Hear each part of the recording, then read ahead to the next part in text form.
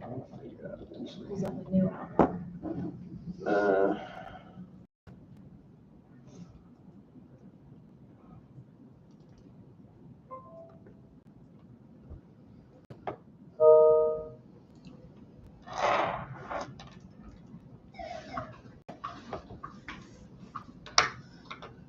Okay, let me make this as big as I can make it.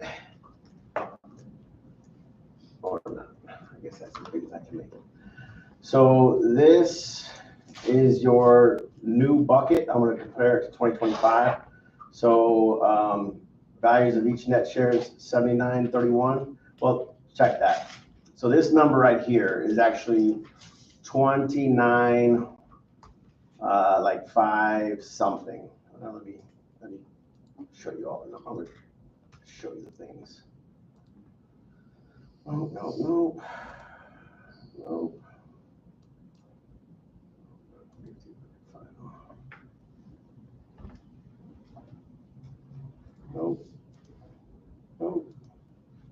Nope. Look at that.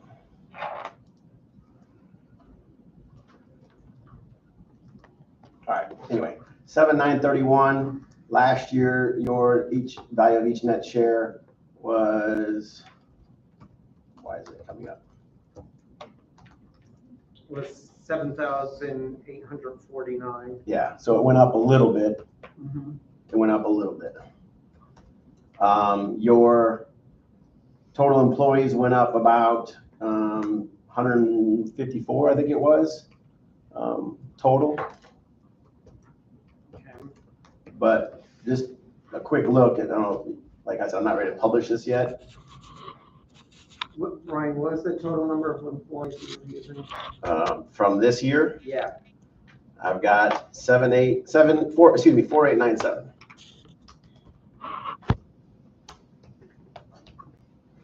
Like I said, once I'm gonna send this to you once I'm ready. I just wanted to give you a heads up. My ask is, and I don't know why it's not showing up. I'll get it in a second. Maybe it's on my other email. Hold on. My ask is that, we talked about this, that it has to come whenever there's a shortage, we have to go back and renegotiate. So that's why we're bringing it to the table now. Is the ask is that we take off the top. That's not it. Maybe this is it. Yeah, this is it. This is what I was looking for. So in 2024, I want to show you.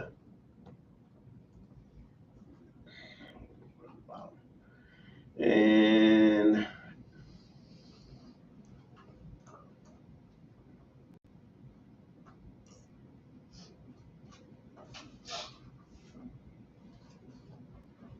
so this is you right here, the millage compensation piece.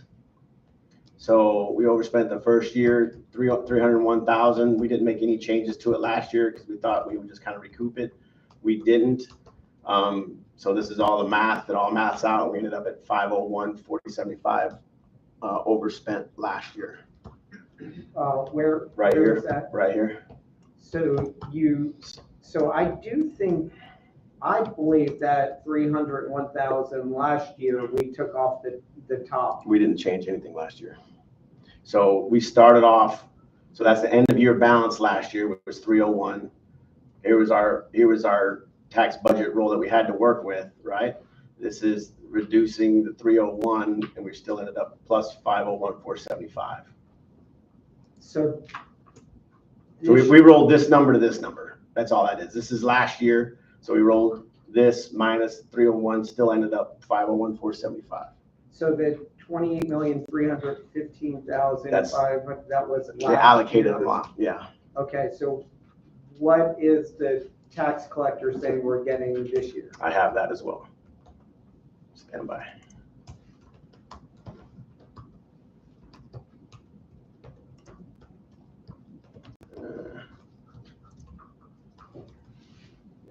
Where's my email at?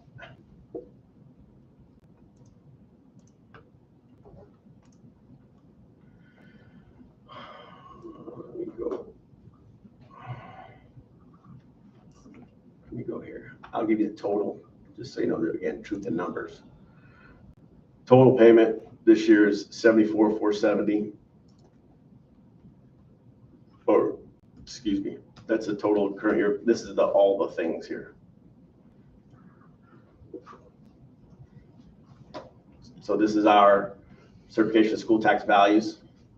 So then if I go back to, where was that at? Here, your cut of the 80%, 83% of 80% or whatever, I believe is 29,604,655 right here. Like I said, so if we take that 29,604,655 and we minus the 501 on top, that's where we got the 29,100, whatever that's at. I gotta find that. Where I represented that at. So that's basically what I'm asking you for is, are you good with me taking this off of this? It still has a little bit of an increase for your people, and you gained 154 employees. Yeah. It's not a loss at all to your people. Yeah, so the only thing I kind of... And just be transparent. Just be transparent. 1010, we overspent 588, and for non-bargaining, we spent almost $750,000 over. And we're gonna be doing the same thing with the other two. My only thing I want to look at a little bit more was the shortage from the previous year. Yeah. Because Kyle helped us with that. Yeah. I want to just circle to him. And because I swore, what happened with that, I think you were here, is remember there was some kind of fee that the tax collector correct charged the commission right here. So yeah, and we weren't aware of that. Right. And I think that was in part was that shortage separate? Yeah, that's just what we paid your employees. That's not including this. So we overpaid employees 301,542 in year one, and this is an so then this year we overpaid 501,475. Okay. And I guess my question is, the ask is are we good if I just take that off of the top, the 501,4 off of the 29,604? Wait, so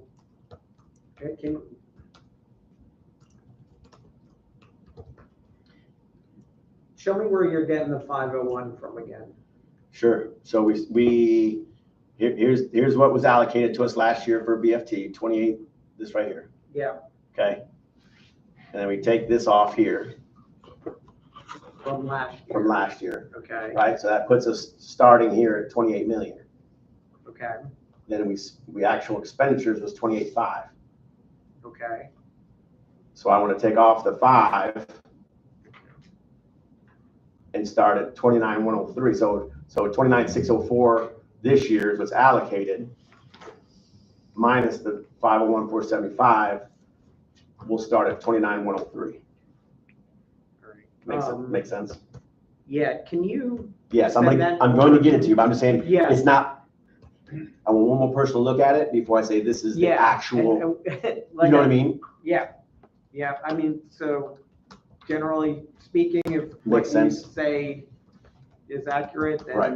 I think that makes sense to go about it that Right. way. Yeah, because I had some finance people talking about, well, let's withhold stuff. I was like, well, let's just do it, Well, we appreciate you saying not to withhold that. No, I get it.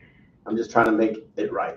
Yeah. All right. So if you could send that over. Once it's, but we're gonna, if okay, when I send it to you, it's gonna have that off the top, and we can press forward once you finally look at it and get a minute. Yeah. But that's the game plan. Yeah. Good. Let us look at it. Absolutely. But generally speaking, I understand what you're saying. Got and the concept. Got it. All right, Rosemary, I'm sorry. It's okay. I'll shut up this. Maybe. There's always a chance.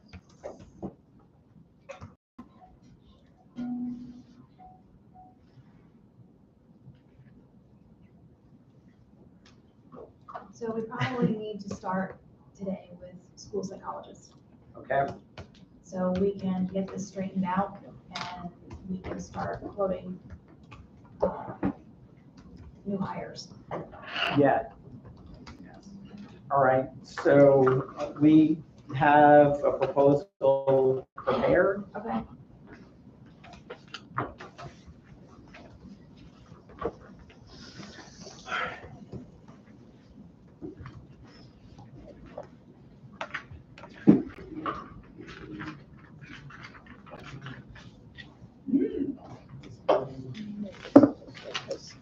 They're having a hard time hearing.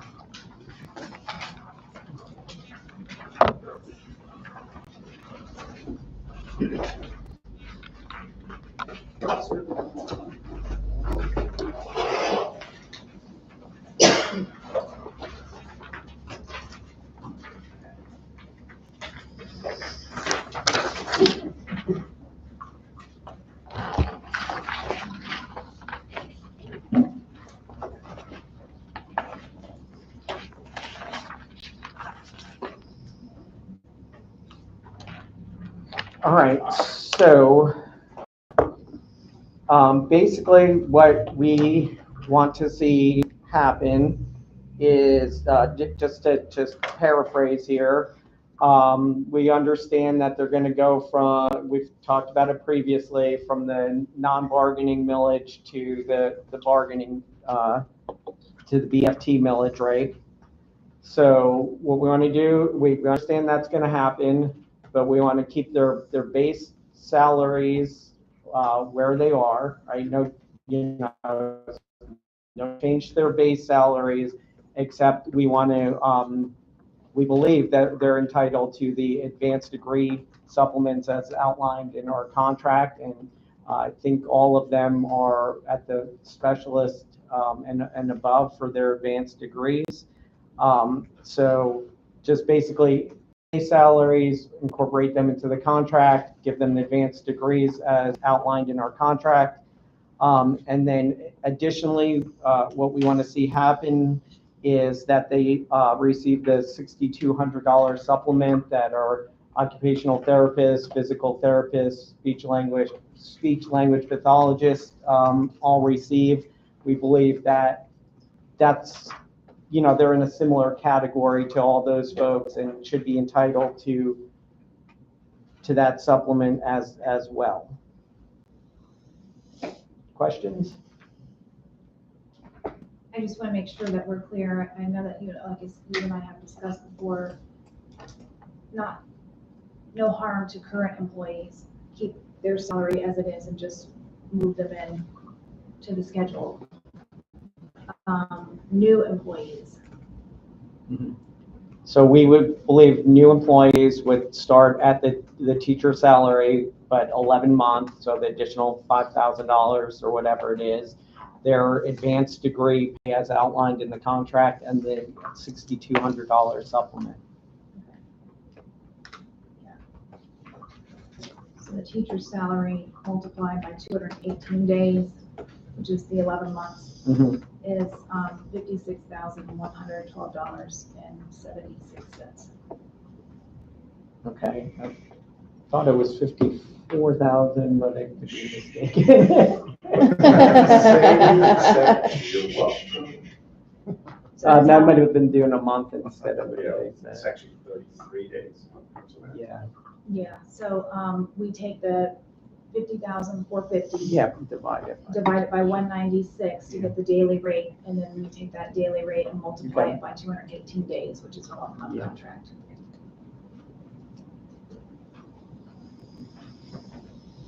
That's it?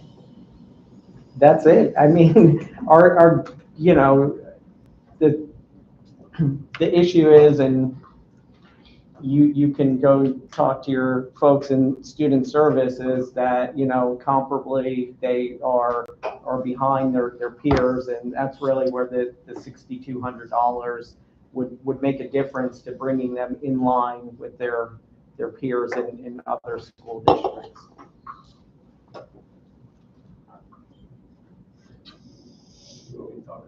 No. Okay. Okay. I don't think it would be a problem with the supplement. I just need to go and double check with budgeting. Okay. It's okay. So, agree with everything you said. Okay, we were going to present the same thing. Teacher rate for the work 11 months, so we already did the math. That's how I already do it. That's what we're going to come with. Agree with that wholeheartedly. Agreed that they're now authorized their advanced degrees. So yes to that. What I have to pause on is the supplement, and here's why. There has been some changing notifications from federal DOE on funding, and we are not prepared to discuss any monies above what we're at right now. I hear you, and I'm not saying no. I just can't say yes right now. That being said, I would like to us agree to the 50s, whatever it was, 6 something, including then, on top of that, your advanced degree. So I can start offering people with the caveat of, there still may be a supplement coming, but we need to negotiate that, but And I need to start. Problem is, I'm talking to a bunch of these school psychiatrists and trying to get them a quote, and I couldn't quote them a number. yeah. You know what I mean? And I got some that wanted like, okay, I'm out here. Like, just give me a second, right? So can you also, there might be a few folks that between the millage and, switching the millage, even with the new advanced degree pay, would be behind a few $100s. Are we good with keeping them where they're at? Say that again. So there, The non-bargaining. we know that the non-bargaining millage is higher for most of them, but with them getting their advanced degree pay was less with non-bargaining, right? So it levels out in most situations. We think there might be a few that maybe would see a small reduction of a few $100s in that scenario. And it's the last line there on the proposal. So we're hoping that we could hold them harmless. We'll discuss. Yeah, we'll have to call on that and discuss. All right. I just moving forward, I want it to be okay for me to be offered the 56 to people. Like, I want to call people today. Because I'm really going to leave right now and go say, call these people. Yeah. As long as you say yes. So just let me talk about the supplement a little bit more too, right? We don't know if we overspent or what we spent on supplements. We've not received that data. We overspent 1.3 million. Okay. So that's what you're telling me now, but I don't know that other than what you just said. But also, Ryan, I know you have a bucket of millage that you use for recruitment and retention, right? And I think that bucket was not Exhausted? exhausted. It was not. It was? It was not exhausted. It was not. So, I mean, that is a possibility as well. I mean, it seems to fit into the recruitment and retention goal that you have for your HR bucket. I understand your ask. Okay. I can't agree to anything right now on that because we're making some decisions that are going to affect some things. We're short quite a bunch of money this year, so we need to make some harder decisions. So I'm not saying no. Yep.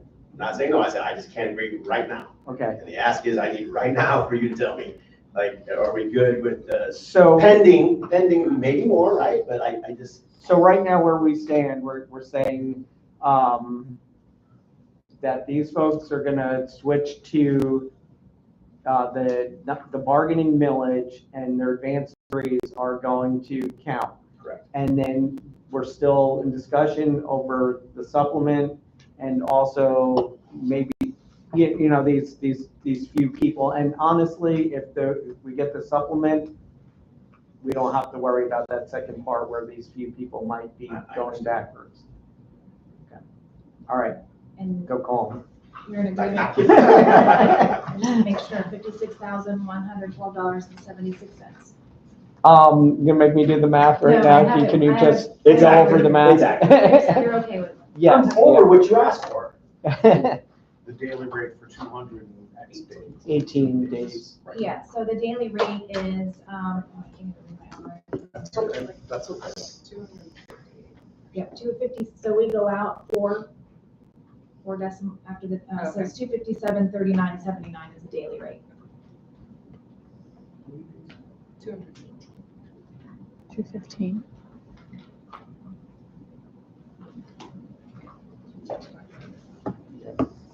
$56,112 is that what you said?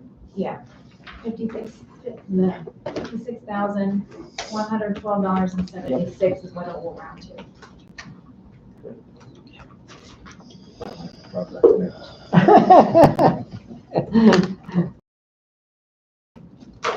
All right. Well, we let Ryan go and try to get you some colleagues.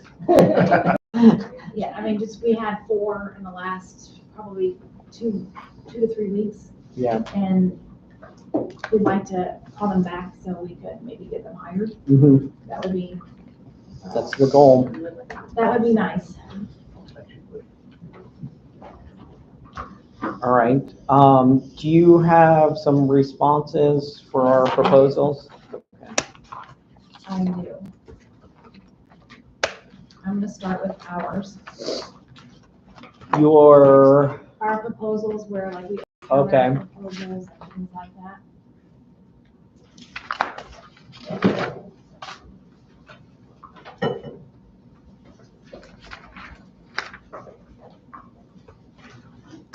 So this was our proposal, 1, it's your Article 1.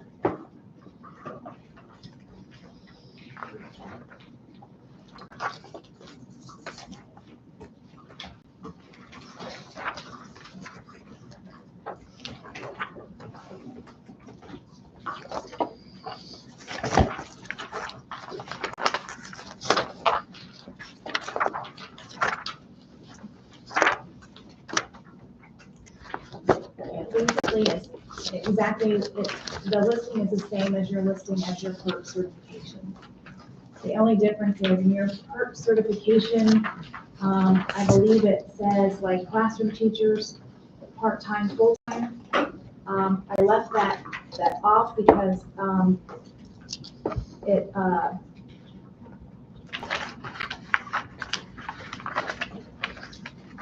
you know what, my mistake, Evan. I could have sworn that said that. I could have sworn it said full and part-time in the clause above. But at any rate, we're gonna follow your PERC cert. Okay, so I see you taking out a few. So if you look at that contract itself,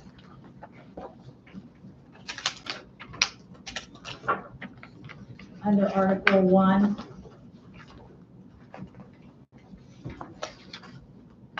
it currently lists area counselors, CBAs, child find specialists, classroom teachers, coordinating teacher units, exceptional education teachers, exceptional student education, staffing specialists, JROTC teachers, guidance counselors, lead teachers, learning director, media specialist, occupational specialist, resource teachers, Title I parent educator, Title I teachers, and Title I teacher trainers. The ones that are crossed out or lined through in red were not listed on your PERC cert. So I'm not sure how or why they were there. Okay. I'm trying to find that PERC certification that, I thought I passed that over to you last time, because we had that issue and we had to contact them and we got it Right. straightened out. And I just want to, got it. So the additions that are not currently in the contract in Article 1 are adult ed, resource teachers, as audiologists. CBAs are in there, but I put board certified, so it matches your for content specialists, driver education coordinators, English middle, ESE specialists. Guidance counselors are in there, but I put elementary and secondary like your cert.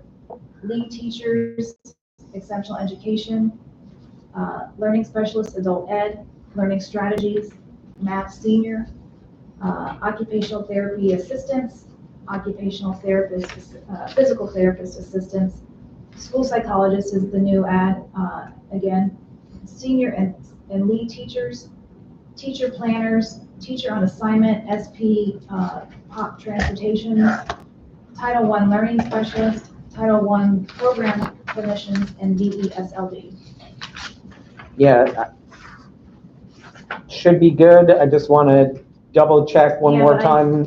The only thing that I could have sworn that clause said part-time and full-time in the very beginning verbiage, but it does not, so that needs to be added for your, It says, recognizes the union as a sole and exclusive bargaining for the following full and oh, it does part-time. say, okay. Yeah. So it's in there. Yeah, I think we're good on this. I just am gonna double check. Sure. Because recently we went through our whole, PERC certification and every teacher in this district was in one of these categories when we asked you guys for those codes. And so it should be all good. I just want to Okay. double check that. No problem. I just know, PERC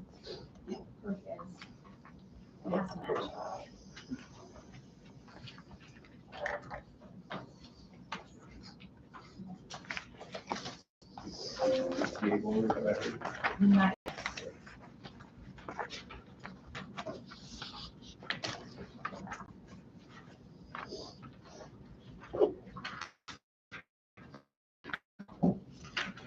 This one you've already seen before, but we're gonna pass it again. Which number is it? This is our proposal number 2.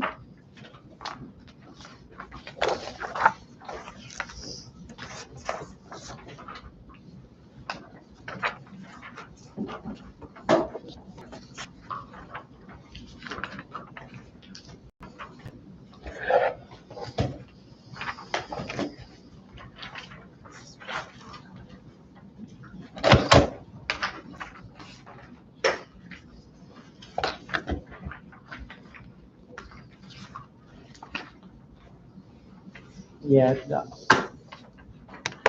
Again, our reasoning is that, under 447, dues are no longer taken. And remove it out of the contract, and if it ever comes back, at that time, then we can add it back in. Yeah, so, when we became unable to take dues out of our paychecks, we did add in this line, although currently prohibited by law, if the law changes or there is a court ruling nullifying the law, this provision will immediately take effect. So if something like that ever happens, we don't want to have to negotiate this back into the contract. We want to be able to offer that option to our members. So we still are going to reject this proposal. We just want to have that option if something ever changes. And, laws are made to take things away, and laws could be made to give them back. And I mean, other than taking up a couple extra pages in the contract, it's not harming anybody right now as it is.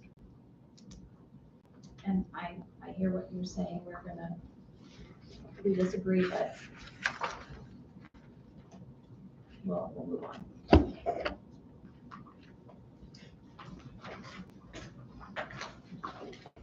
Next is Originally, it was our proposal number 3. There are a few counter offers going back and forth.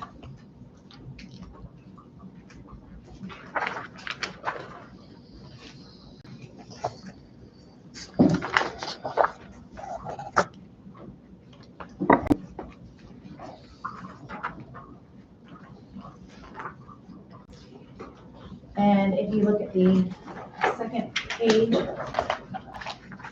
just so you can see all of the back and forth, we are going to agree to accept the counter that you put forth on May 14th.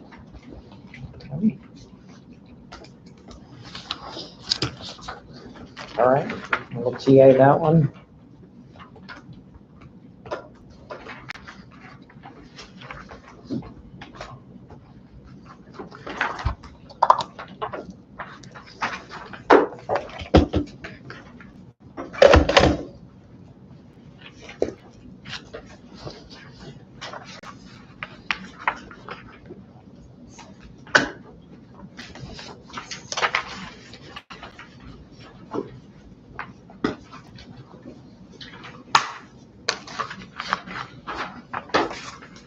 Our next pass is our proposal number 6.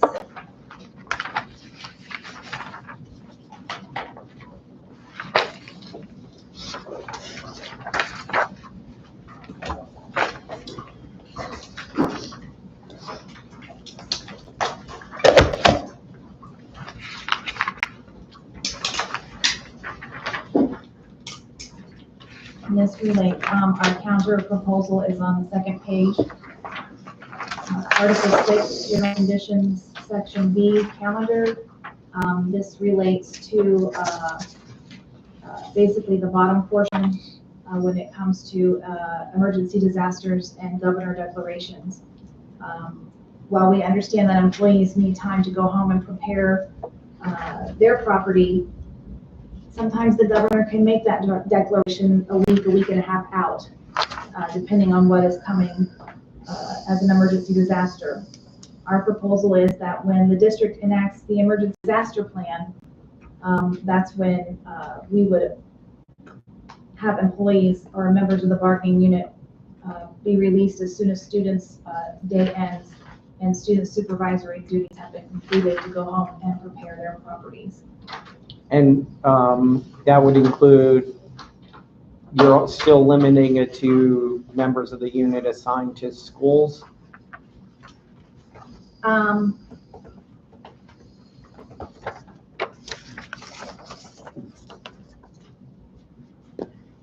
So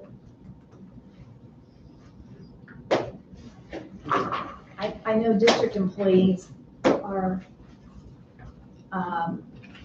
here at the district. They're not really limited with kids, but if they need to leave, that would be something that they can speak with their direct supervisor with. Yeah. So it's, I think the big issue with Anthony is because, elementary leaves at one time, middle school leaves at another time, high school leaves at another time. And so if you're assigned here one at a time, well, that's why in our original proposal, hold on, classes, our counter proposal was for those members of the bargaining unit who are assigned to the district rather than a school, they shall be released 30 minutes prior to the end of their scheduled work days in order to avoid that issue. So that's one of our concerns. And also, Joe, can I put you on the spot for a second, being emergency disasters, running your family business? Do you have any idea of the difference between when the district emergency disaster plan is implemented versus what the governor declares a state of emergency? They're not the same as. Right, so how? I don't know exactly how much they can differ, but they can differ a lot. You know somebody who maybe would be Yeah, able to I find can- that I can answer, probably do like how different that's been? I'll get that. Okay, well, if you think about that portion of it, we'll Think talk about the 30 minutes. okay. put that aside then. I'm saying that, by the way, because Joe's son is John Scott, who's the head of the. You know, I don't understand.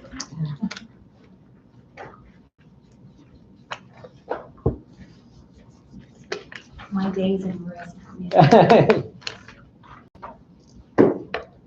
So this next one is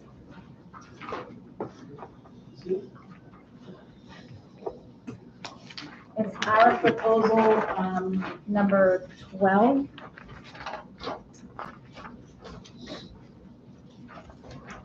BFT was okay with paragraph A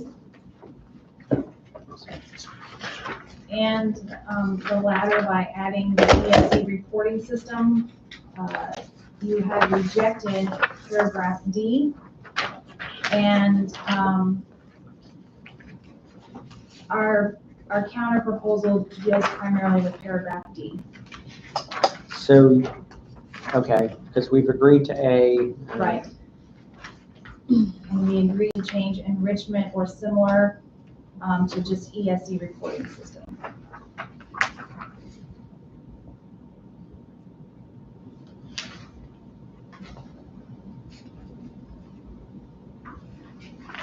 Has there been an issue with this?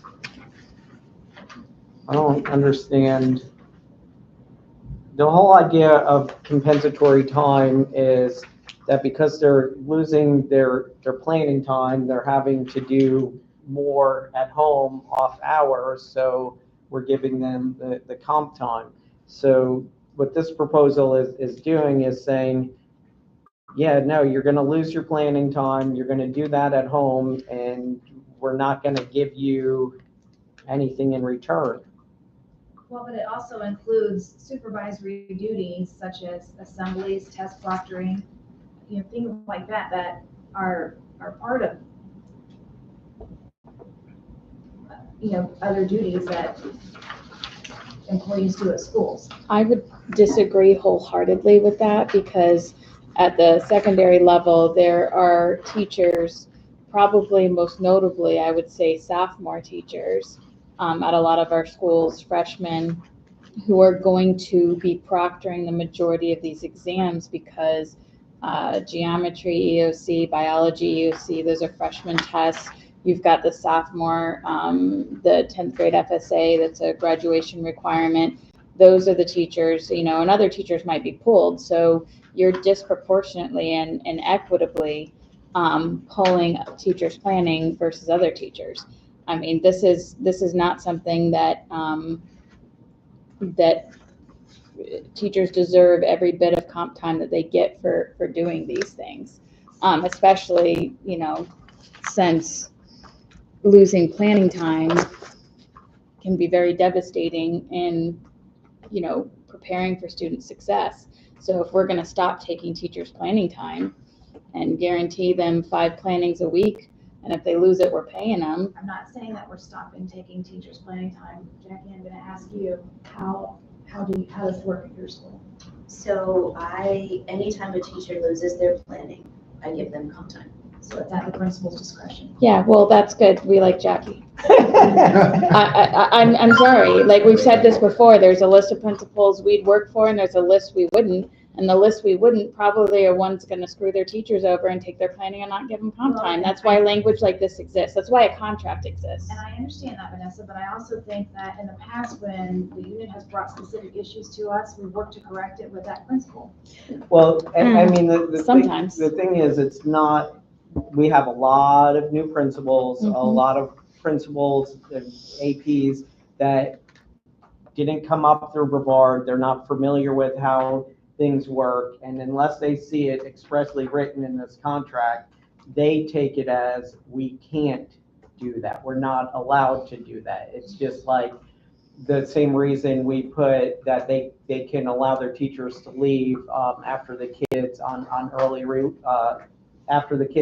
release dates, because so many principals felt they weren't allowed to do that, right? And now that it's in the contract, they go, oh, if I want, I could let my teachers go. So the idea is to have it written here So you and I are not on the phone more than we need to, trying to figure out every one of these issues. And I mean, getting comp time is a big deal to our teachers. You know, it makes them feel appreciated, right? Like we gave some for the school district. We sat here and prepared our room to be a hurricane shelter, or we're cleaning up the mess after a hurricane shelter. The principal wanted to do some assembly that maybe we didn't even have interest in for our students, but we went, we proctored, we lost our planning time. Feels good to at least have the principal go, here's some comp time for you to use at a later date. And, you know, we've come a long way, because it was true a few years ago that our teachers were getting too much comp time, and we have reined that in. Like, they were getting so much comp time they could never use it, and then it was creating another issue. So I don't feel like it's even an issue.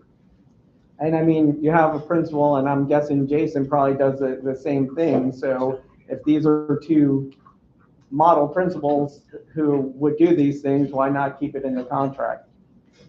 They are two model principals, by the way. Vanessa did say. Oh, I'm sorry, I was using secondary. Yeah, my bad.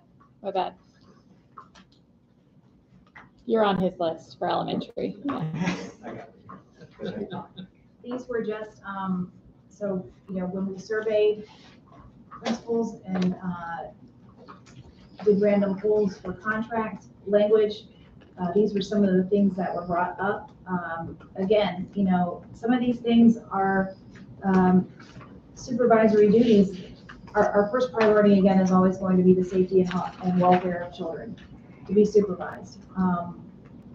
Well, that's why we're not the discretion of the we're not principal. talking about supervising hallway duty, you know, in between classes, or, you know, we're not even talking about, well, I want to get into that, but, you know, we're not talking about the crosswalk in the morning, or the bus loop, or any of that. We're talking about these specific things in these areas. Our teachers do not get comp time for morning duty, for breakfast duty, for lunch duty, for, you know, whatever they're engaged in. We're talking about the list of specifics that's listed here.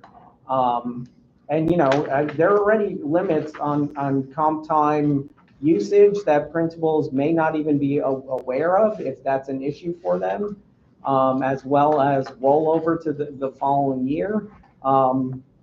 That's within their authority to say, okay, you've used this many days, no more, or you're only rolling over the 40 hours.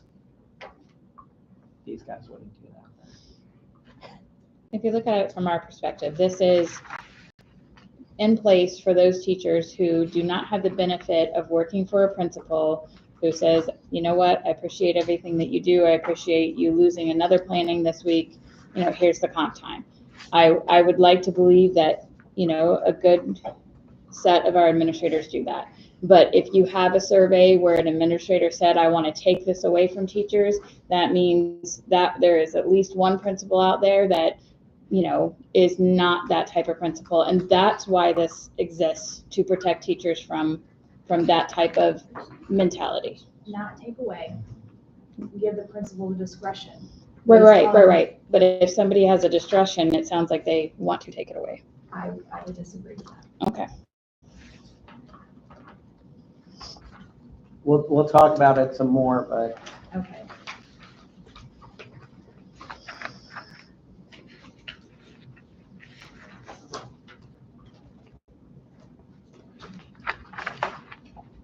This is, passing this again. This was our proposal number 13.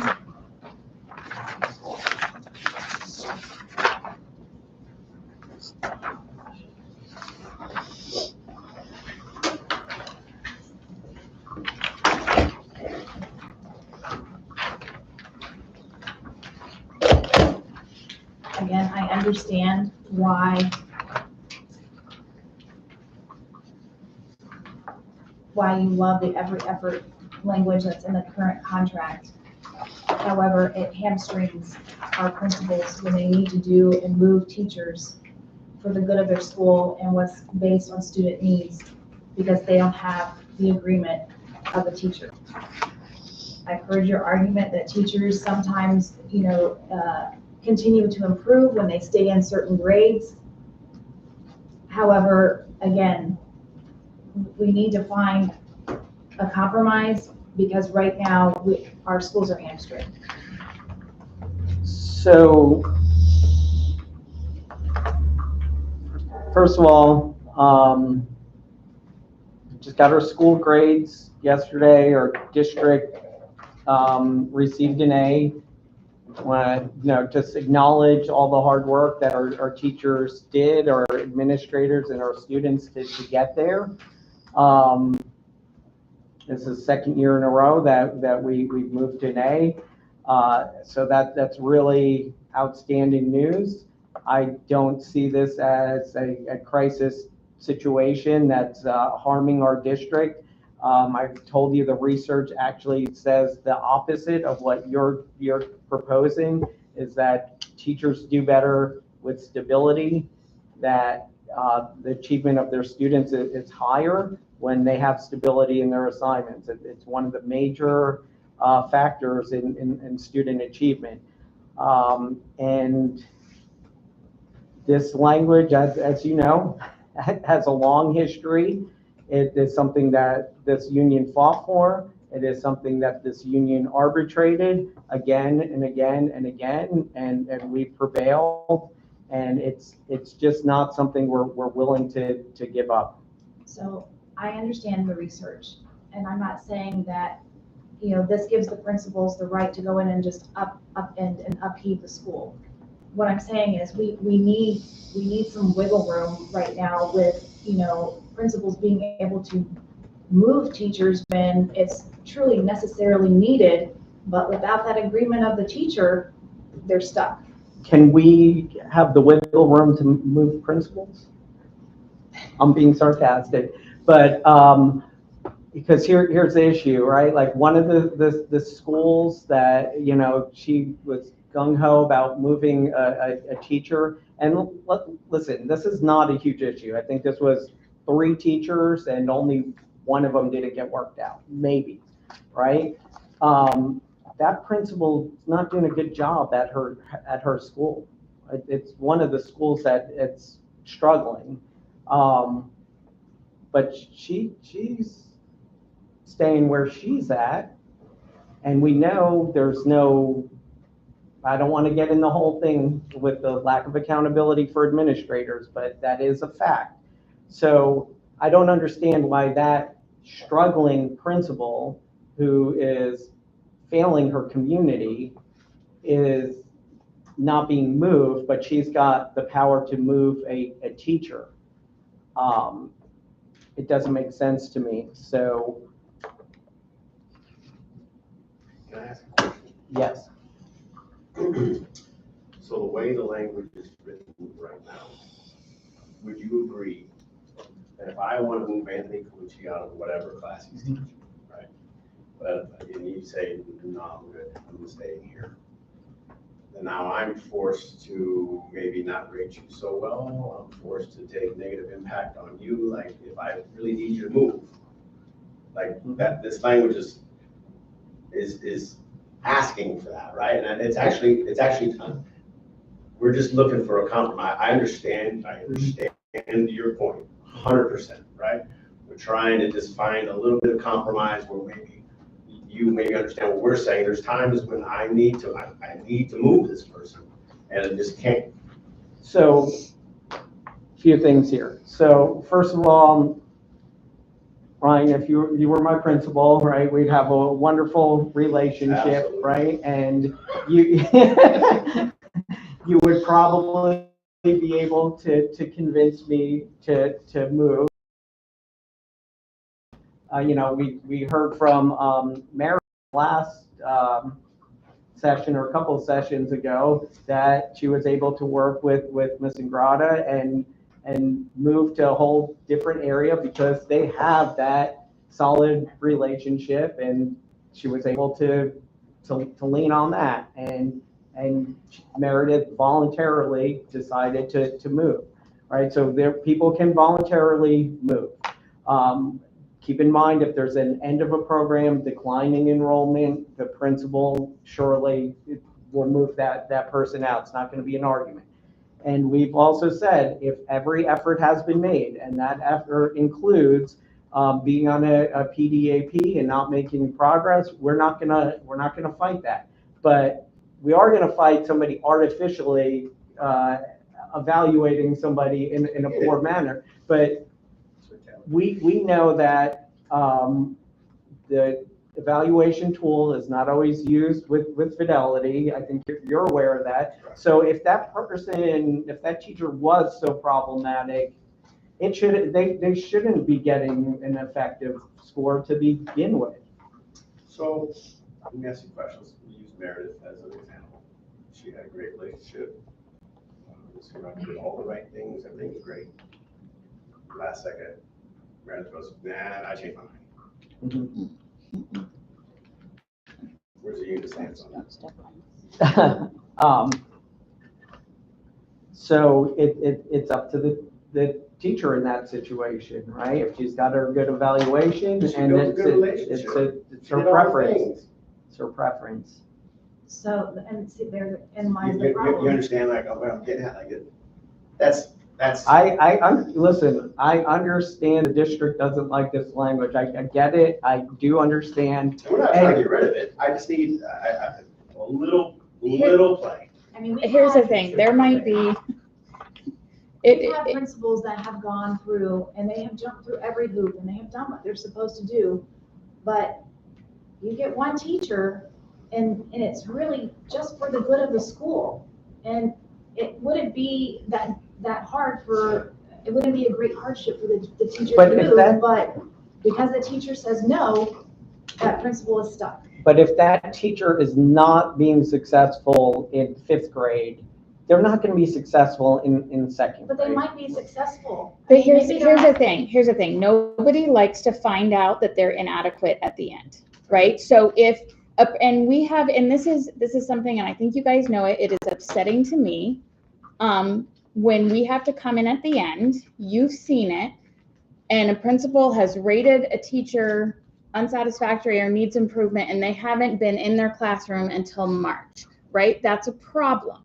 And so if a teacher is ineffective in 5th grade, then they should know that at the beginning of the year, and they should be given the chance to improve. That is what a PDAP is for. And too often in this district, and I think that we've done great work to get past that, although there are still principals out there that see a PDAP as a mechanism to get rid of somebody. There are still teachers who look at it as negative things, but our peer mentor teachers have done a fantastic job working with principals to put teachers on PDAPs.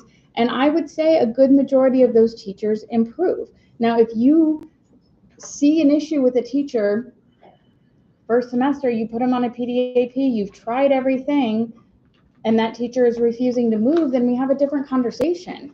But also, right, but and then also, Rosemary, there's tons of things that in this profession that suck the joy out of being a public educator, where people are just putting their keys down and walking away. There could be somebody who absolutely has dedicated their life to being a 5th grade teacher. They love being a 5th grade teacher. They love that grade level. They've spent 25 years doing it, and all of a sudden their principal wants to come and move them, and they're great at it. I'm sorry, but that's not okay. It's simply not okay. That is in 5th grade, and that is an amazing teacher, and that principal really could use that teacher in 3rd grade to get those scores and up you know what? Teach those kids how to read. They walk away from Brevard Public Schools. That's what they do. Because they don't. Here's the thing. You go to and stay in 5th grade. If somebody was going to suck the joy out of what you do every single day. But how do they know it's going to? Well, Rosemary, I'm just going to, for the sake of time, we're going to reject this proposal. We don't see eye to eye, and I just go back to, I don't think it's as big of an issue as we're making it. Right. Right, that part. I would disagree, it is a big issue. Let's see.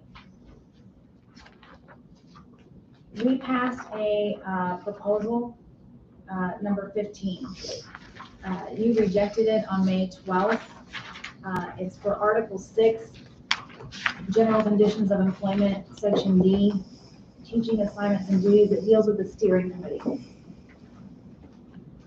We're willing to leave the language in the contract and not pass it again if we can get an agreement that principals are not expected to provide a written response to every steering committee's proposal.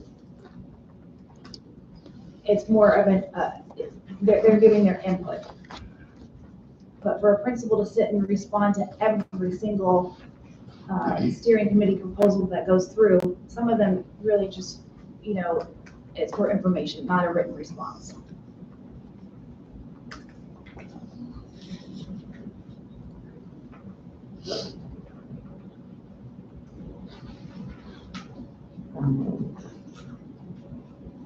So that's what I was looking for. So this is, the steering committee may request and shall be granted a meeting with the principal at least quarterly during the school year.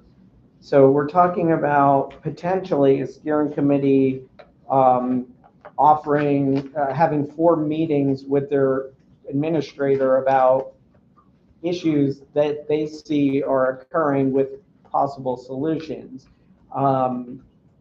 And what we ask is when they present those solutions, the principal responds in writing, so there's some degree of accountability. As I mentioned, you know, previous superintendents would actually look at this stuff because they wanted to make sure that teachers were to lead, and, you know, administrators were being receptive to their feedback. There's never an expectation that principals will agree to everything, but they should look at those and write why they're not doing it. I just keep coming back to the theme of, you know, if I had to give a theme of your proposals, it's we want everything in the hands of our principals, and we've worked 50 plus years to make sure that our teachers have a voice and protections in place. And this is one, and also this is one that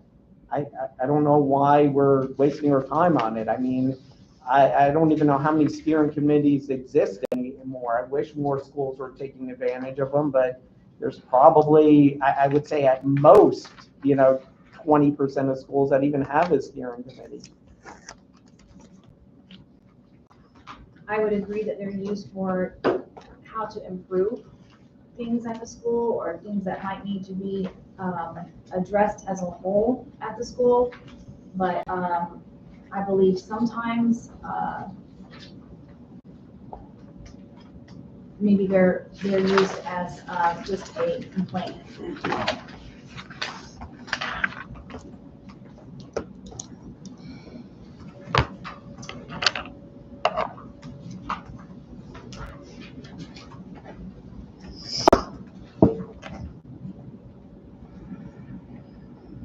All right, let us just take some time to look at that proposal or that language again. We'll talk about it in caucus. Okay.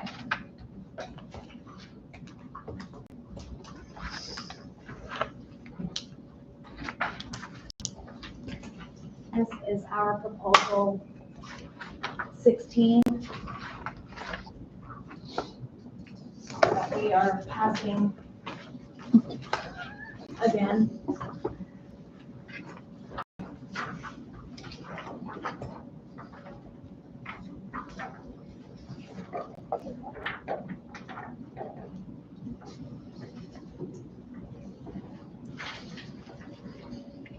What are you calling district required mandatory professional development? What would be an example of that?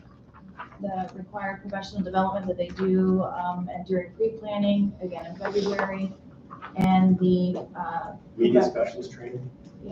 the professional, training, they schedule the early release Fridays, if it's, something that the principal's mandated that they be there. BSI, What is that? schools that go into school improvement, they reach the score that they need improvement, and there's in-services that are attached to that. So what if, I've done my CPI training, I did it with BFT, and then the principal decides that on the professional development day, they're doing CPI training for the whole staff. You'd have to do it even, Well, it says a member shall be exempt from in-service participation if they are able to show proof of recent satisfactory training in the area the in-service is to cover, with the exception of the district required mandatory professional development. CPI is never going to be part of a mandatory professional development. well, I'm just trying to think of an example here, because are you saying district required professional development Yes. days? I mean, I don't know what's district required mandatory professional development. Let's say my school is having, I'll use your example of something. I know it doesn't count, but so let's just say we're having a bunch of issues at my school, and it would be advantageous for us all just to review some CPI training, right? Because we're having big problems at the school, up and down, right? Maybe not in your room, right, but up and down. And so let's have some mandatory training. That yes, that sorry, like, I get it, you've been trained, right? I'm not asking you to go to how to log into whatever, right? Like, I'm not asking you to do that. But if that's mandatory district training, you are gonna ask them to do that. But it would be something that is to improve the betterment of the school. Why wouldn't they want to attend it? Because they can be doing something different that they find meaningful for the betterment of the school. These are people who reflect on their practice, and, they don't always need the principal that brand new principal who's been there for 2 months to tell them what they need to do. We'll talk about that one too.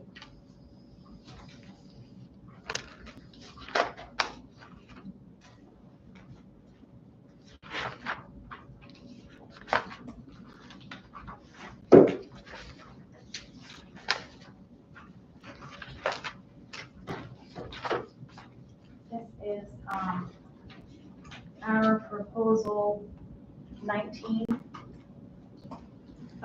It's regarding teacher transfers. There has been some back and forth.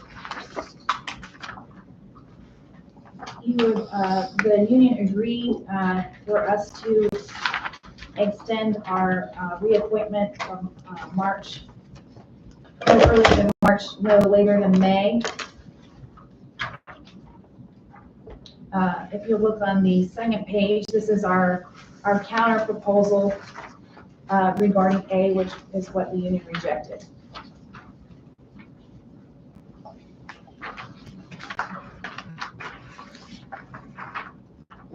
I'm sorry, which is the A we're supposed to be looking at, the second page? The second page, A. We rejected first page A. Second page A, I'm pretty worried about that.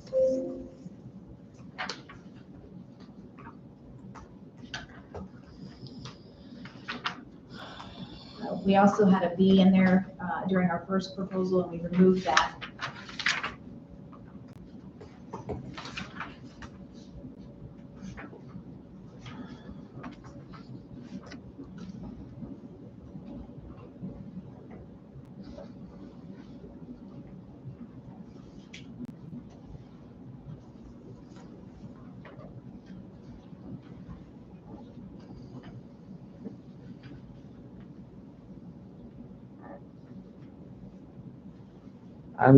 So are you saying that they'd only be able to transfer for the next year? So they can transfer one time per year. Yeah, but this doesn't seem to make it that they could transfer anytime during the year.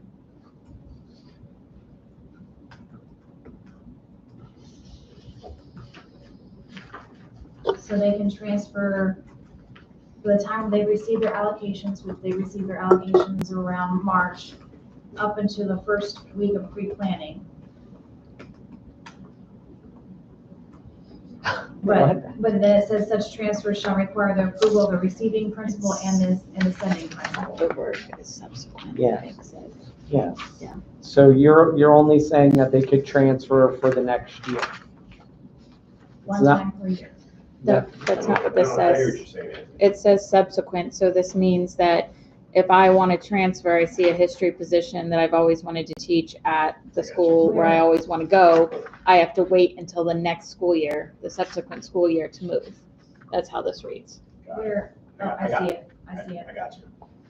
We'll caucus. Well, and just so we would be open to the idea that maybe there's you have to give your school a couple weeks before you transfer. We understand that. We'd be open to a couple of weeks to prevent issues. We've already agreed that they can only transfer one time a year. Even if you transfer over the summer, that counts for your transfer. But it needs to still be open transfer, right? I understand. We'll talk, that's fine.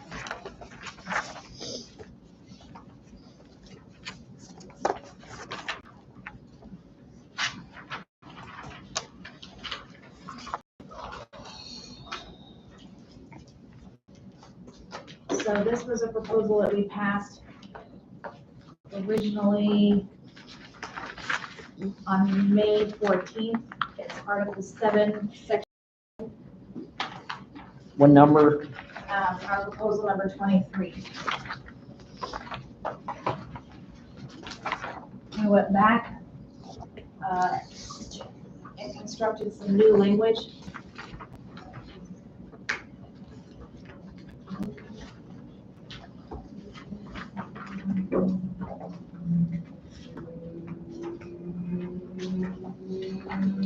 Meaning that the principal will direct the parent to the teacher unless it's determined that the nature of the complaint raises concern for student safety and overall integrity of the school environment. In those types of cases, the administration may proceed without referring the parent to the teacher or the member of the bar union and may withhold notification. Nope, we're good, sorry. Deemed necessary to protect, if it's necessary to protect student safety. The administration shall notify the teacher or the parent, the member of the bargaining unit of all other parent contact. All right, we'll caucus on that one. Okay.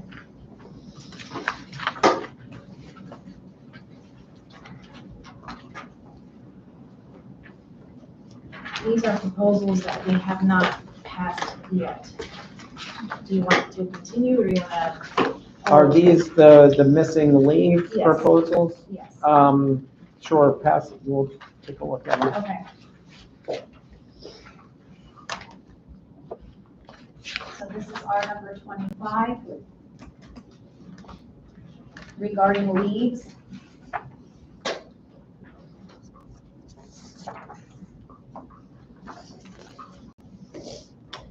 With the rationale down at the bottom. Basically, most of the changes are related to just correcting some language, and instead of saying teacher, it's members of the bargaining unit. And you'll see that number 3. So we have to make sure that we're in compliance with federal guidelines, and the FMLA federal guidelines are a 30-day notice for an emergency leave of absence request. Of course, if it's emergency, we wouldn't turn an employee away from taking a federal leave of absence that's guaranteed by federal statute. But we need to have the language correct to comply with the FMLA guidelines. Number 4, personal leaves not covered under FMLA will be subject to FMLA personal leaves not covered under FMLA will not be subject to FMLA job restoration, meaning FMLA is the only thing that protects your job under the statutory guidelines, and we have to adhere to that. Number 5, all leaves shall expire no later than June 30th each year, except otherwise permitted by law or board policy. If the leave is requested to extend beyond June 30th, the employee shall reapply. Again, this is board policy, and it's already a practice that is being currently done when we roll from fiscal year to fiscal year. 6, an employee may not be employed while on approved leave from Brevard Public Schools. That's in our leaves guidebook. It's our leaves practice. That if you need to take a leave of absence, then you need to take a leave of absence under FMLA, not working while you're on leave. So a couple things here. I'm a little bit confused, like for number 3, are you talking about FMLA leave or are you talking about personal leave? If I want a day off, I would have to ask 30 days in advance? No, so don't get confused. These are long-term leaves. This is anything over those 5 days. This is only FMLA. So, I mean, I have to check that, but you're saying that the FMLA law says that you have to have 30 days notice? I mean, Right, but in an emergency situation, you're not going to have 30 days. Yeah, that's what notice, and I'm- We would not deny somebody if it was an emergency situation. We can't. but then why are you trying to put that in? Oh, because you say other than emergency situations. Right. Okay. FMLA, you have to have a doctor's cert in order to be approved for FMLA. Right. So if it's an emergency situation, you're still going to have that FMLA physician cert. Mhm. We can't deny it. We have to abide by federal statutes. All right, and then personal leaves not covered under FMLA will not be subject to the FMLA restoration provision. So we have, if that are remaining PSCs can take a year leave and have their job restored in BPS. That's a practice that we do for personal leaves, not FMLA. This is all FMLA. Just strictly FMLA. Well, okay, we might need to word some things that way, because then also for number 5, all leaves. Wait, hold on, let me read that.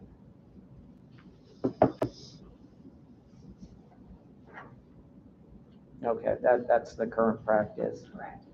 and as is 6. Correct. All right, I think we'll look at that. I think just maybe in a couple of these places clarifying that we're referring to FMLA so there's not confusion, because my immediate response there was I've got to put in 30 days now to No. take a this day off. FMLA goes by immense cert.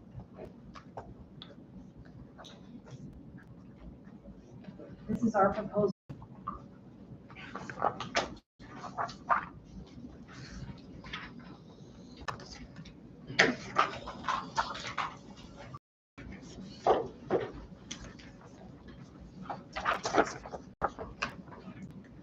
And again, when you look at this, this relates to, these are paid leaves as leaves that are defined under state statute and how paid leaves take place. The first page, no changes. The only changes that are being made are from teacher to member of the bargaining unit. Because now you have other members that are not just teachers. Same thing with page 2, teacher, member of the bargaining unit. Page 3,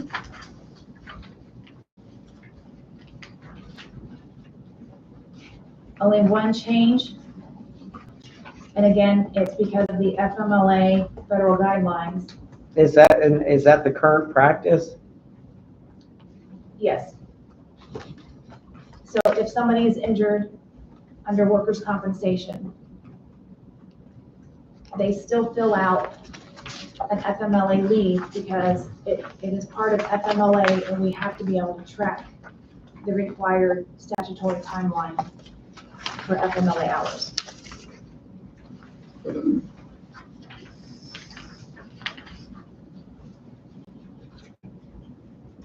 Then when you get to number 7C,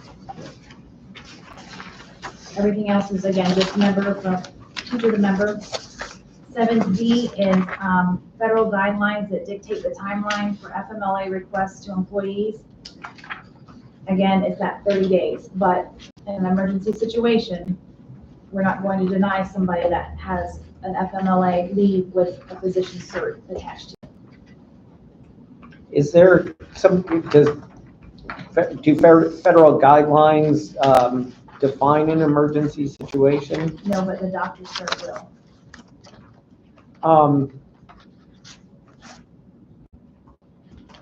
So I just want to remind you that we made a proposal involving the parental leave. Response. Yeah. I don't think this is going to be an issue at all. I just want to. Trying to make sure that we are adhering with the federal guidelines as well. We make sure our leave guidebook and our administrative procedures are all the same.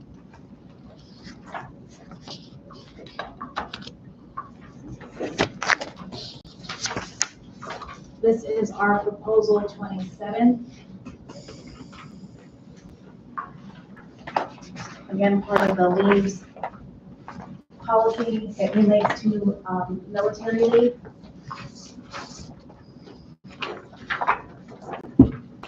And basically, the language that's added is straight from the Federal Military Leaves Guide, so that we're compliant with that.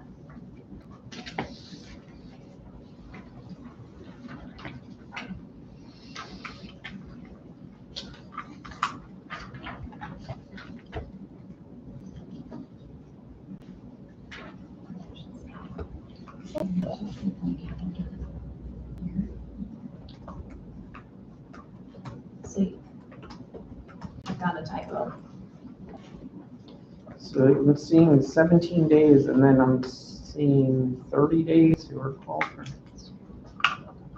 Yeah, these are straight from the federal guidelines when it comes to military leave. What's the name of the document? Federal Military Leave Guidelines.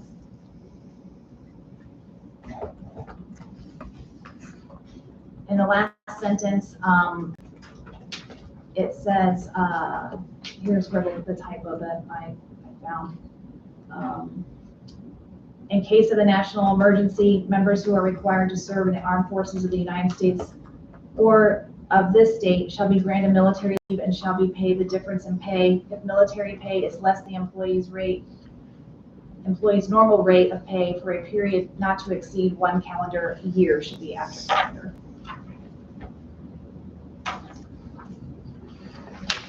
All right. We'll check it.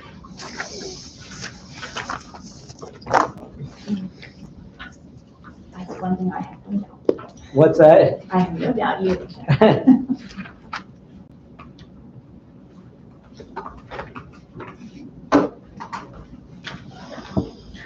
This is our proposal 28. Still part of the leaves, but it relates to unpaid leaves, meaning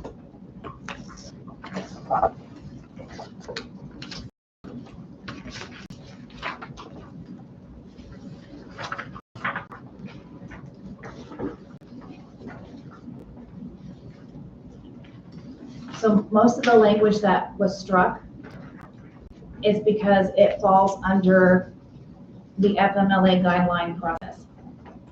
Not an unpaid leave, but it falls under the FMLA guidelines that include maternity leave and would be processed according to the federal guidelines.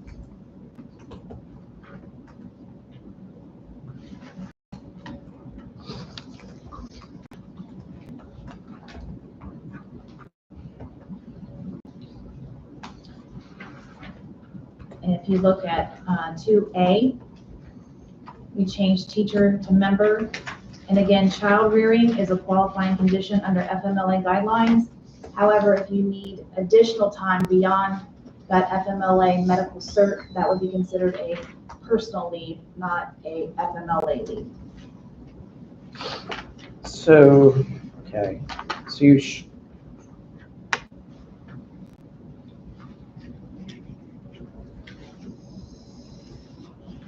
so are you saying that 2A incorporates everything in the strikeout for A and B? Or are you getting rid of something there? Can't. So we're not getting rid of anything. We're just placing where they belong. Maternity leave is a qualifying event under FMLA to have a FMLA leave. Once you've exhausted that FMLA leave, you might need to stay with the child further or want to extend the leave. It's no longer protected under FMLA. It becomes a personal leave at that point.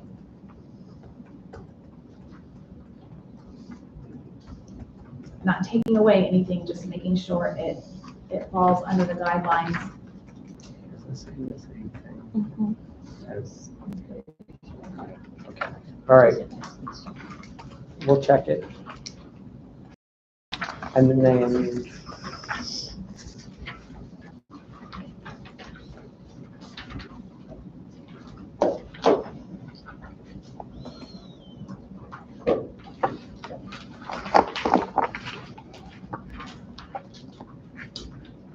This is another proposal that was missing from the pack. It is our proposal number 30. well, so I'm sorry, are you still? personal leave may be granted I'm to, sorry, Anthony, I thought you, yeah, I just was You moved looking at 5A. 5A.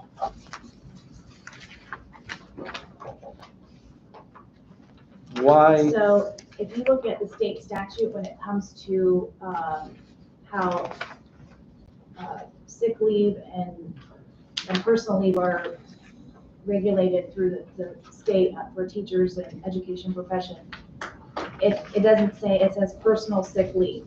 It doesn't say or exhausted. It's not, if that's not a correct term to use, exhausted is not correct. Because it Yeah. becomes a personal leave, not exhausted sick leave. so two things with this. So we had in the beginning with the 21-22 school year, annual contract teachers who take such leave shall be offered a district binder prior to a district binder being offered to any potential new hire in the spring, summer of that year, and his or her area certification. Why in the time of a teacher shortage would we strike that from the contract?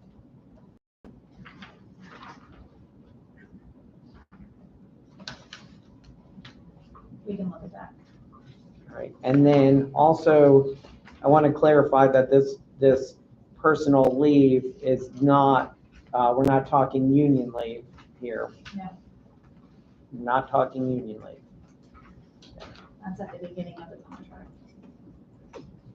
All right, and then this B that, should I teach?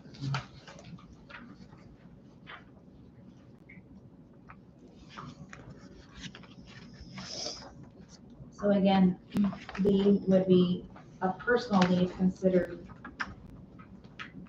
Okay, beyond the FMLA period. so you're saying that this could still happen, just the mechanism for it happening is different or just a different name? Correct. So this would be considered personal. All right, we'll look at all that. My apologies, I didn't have any questions about that. So That's all right. now, this is proposal that was also missing, number 30. And it just relates to the duration of the agreement.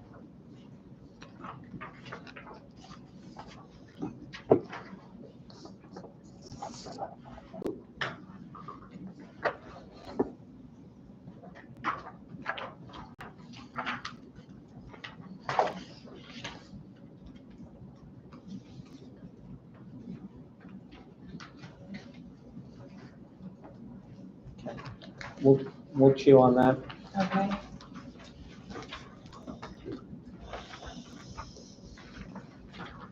Do you want me to keep going with responses to yours, or you want to take a break? Oh, now let's get our responses. Okay. Yeah, I don't want to caucus, but we'll could take a 5-minute break. Sure. Yeah. Yeah, we can take a break.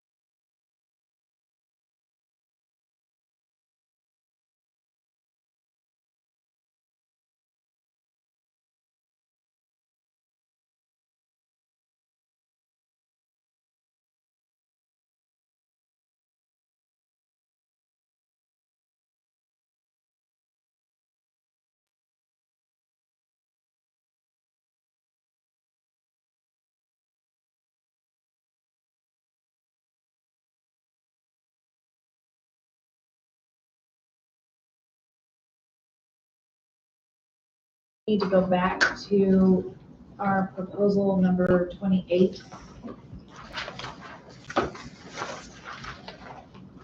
Okay. After looking at it, the beginning 21-22 school year about the binders, Yeah, that was not meant to be crossed out. okay. So that was our mistake. So that will be left in.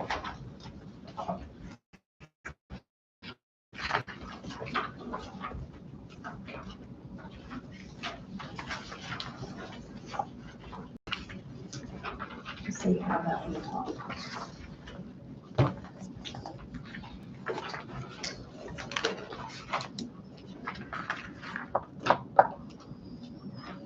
Okay.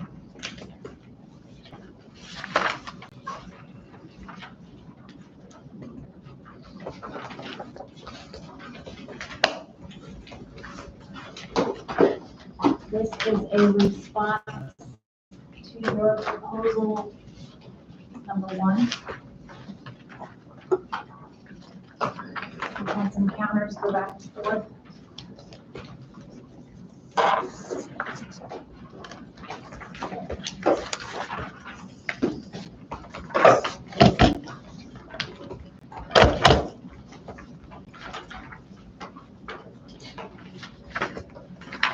So our recent counter is on page 2. That members of the bargaining unit who do not have a dedicated room shall be provided an available a space that allows the private delivery of services to engage in confidential conversations with students. The site principal will actively work to identify and provide such space when permissible. I understand the request, Mhm. and I understand the need. I understand the need for the confidentiality, but I can't, if the principal, will work to find space, but I think that it's something that the principal needs to deal with, not something that belongs in contract language.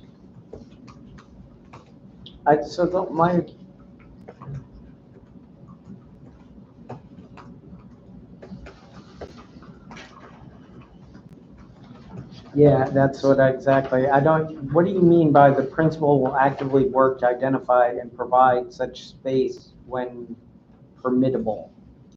I mean, they're always permitted to give these teachers a, Right, but they can't guarantee that there's a dedicated same space. so can we every change day. that word to when possible?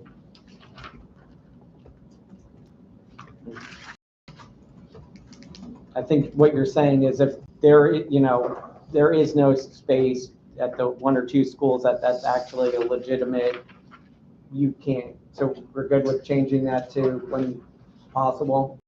I mean, Space when possible, yeah, instead Yeah. of permissible. sure. I mean, this, I believe, captures the spirit of what we want to do, is just be able to have a conversation, teacher or service provider have a conversation with the principal when they're not getting one of these spaces. And then if they can't work it out, for us to be able to have a conversation about it. Like I said, our intention is not to grieve or take this to arbitration. It's just to find a space for these people. So we'll TA that one. Okay, and I'll change the last word.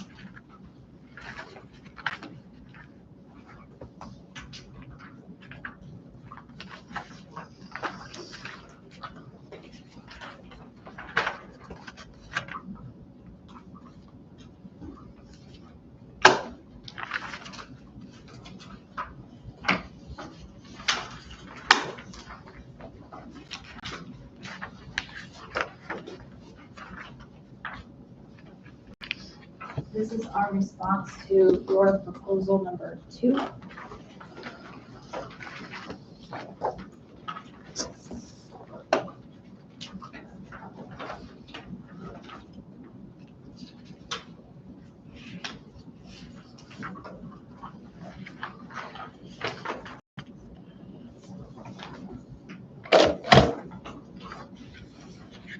So our proposal, our counter is at the bottom. Regarding number 1, extra duty transportation, contract currently says $8 per ride. You requested hourly rate. We countered the $15 an hour $15 per hour or per ride? per ride. I should say per ride.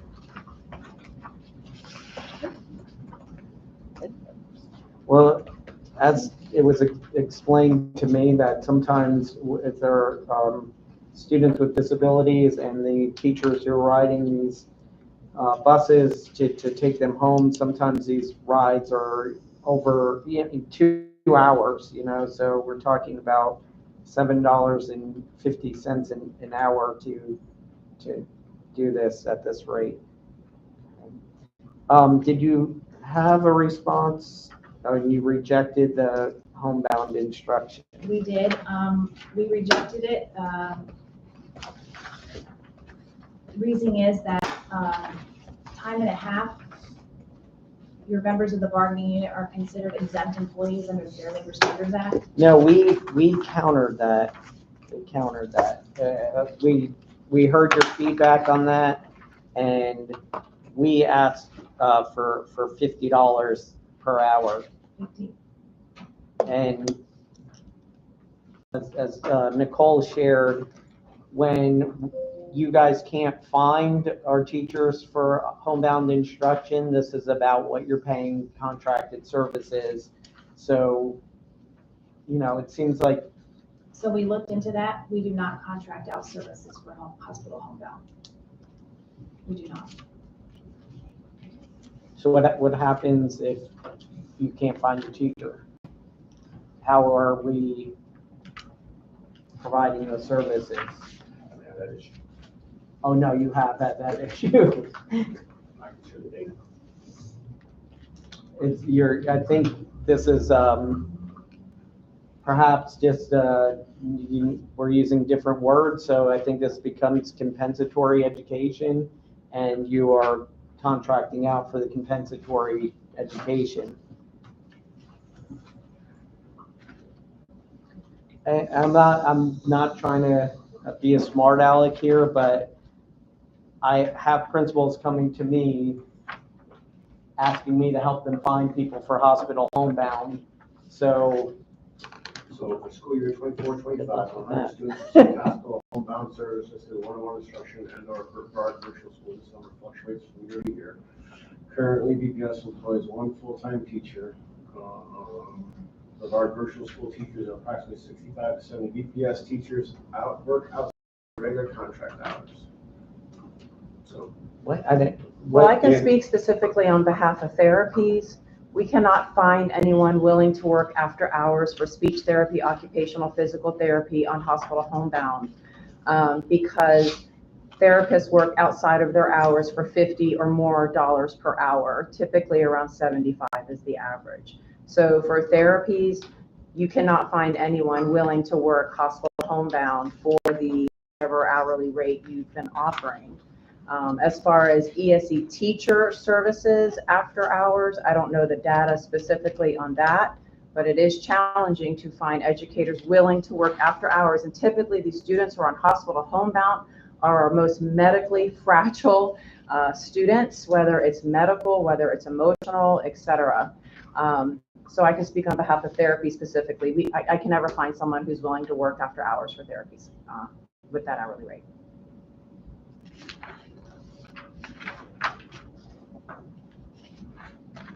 Okay. And compensatory services is an issue, specifically in ESE as a whole. Being, down teachers, et cetera. And again, our students who are on hospital homebound are typically our most fragile students. So when we look at sending teachers into those homes after hours, looking at salary or hourly compensation is important for those Aren't students. hospital homebound students though, aren't they serviced primarily through BPS? Yes, they are, but when they can't find a teacher, then they have to be offered compensatory education. So what you're saying is compensatory education for ESE in particular? Correct. Okay. So it would be for very specific services, just because BPS does have ESE teachers that can serve those students? Correct. Okay. I'm just confused a little bit, not with what you're saying, it's just that compensatory education and hospital homebound are two very different things. Absolutely. And so But I we think can't that- find yeah. someone to provide those services on hospital homebound for ESE. We have to offer compensatory education to those students. Absolutely, I hear you. Well, I think there's some situations too where, and I'm just from my experience, so I don't know that this necessarily exists right now, but there might be students who are still enrolled in a high school, but for whatever reason can't come to school for an extended amount of time.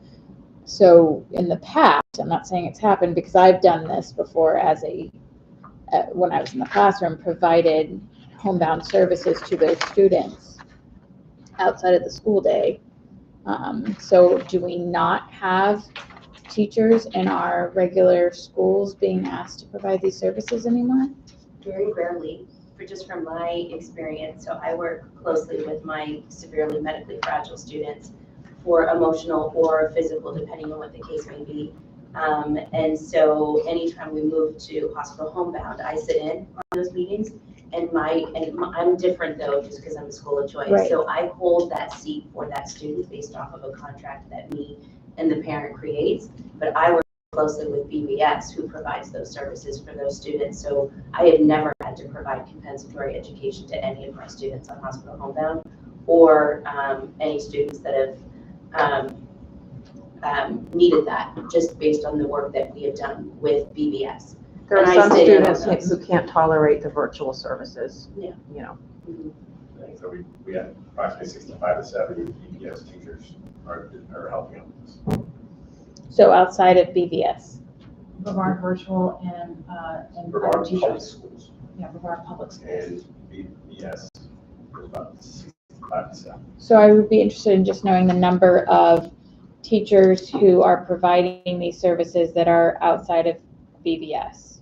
Or if there are BVS teachers who are working outside of their, My ears are really bad. yeah. And BPS and BVS are sounding, So- so I'm not sure. what So to we've say. got our virtual school teachers who are, so we're saying our virtual school teachers have kind of taken over, which makes sense in a digital age to be the ones that are providing these services, maybe during the regular school day, right? So whereas, Whenever is convenient, because they don't work regular school hours. okay, so then that's the question that I'm glad that you said that, because then it becomes this issue again, because then our Brevard virtual school teachers have their normal caseload during the day, and they are providing these services in addition to their day? So there is as far as I'm understanding from what I do, Heather Price, who oversees Brevard Virtual, has a team that does hospital homebound. Like, that is who they are solely responsible for. So they're full-time for hospital homebound? But why, So would- why are we still looking for hospital homebound teachers? Like, I'm not making that up.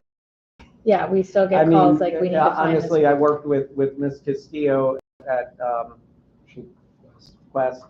You know, she was having the hardest time. We put it on her BFT members page, and we're able to find somebody. This summer, Is it a the, request that you get regularly? Because I'm wondering Well- if that's like one and maybe the child has something very, very specific. Well, and that's why I'm wondering, what are the numbers, because I understand if you can't answer today, like what numbers do we have in those situations? Because we need to look at this amount, because at the end of the day, like when I did this, I tried to take all the phone where you did it over the phone. I might be dating myself. There was no Zoom.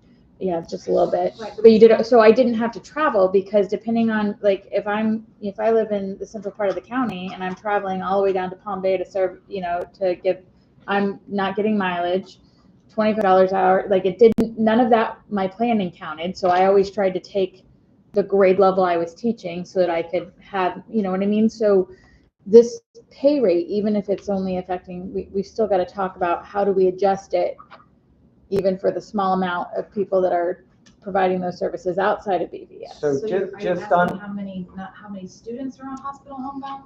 No, how many teachers outside, because it sounds like BVS has taken over doing a large portion of our hospital homebound. But we know that there is a population of hospital homebound students who are being serviced by your regular gen ed teacher in a school. 65 to 70. 65 to 70. Okay, so then how do we, bargain back and forth to figure out how do we make this a little bit more palatable? Because if you're driving, that's taking up stuff, you know.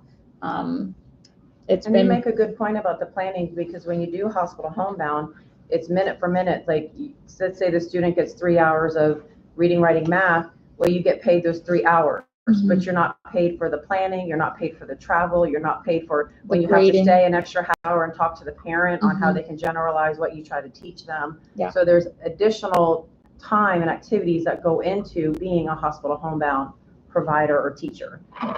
So just Outside of just the minute for minute that is on the IEP.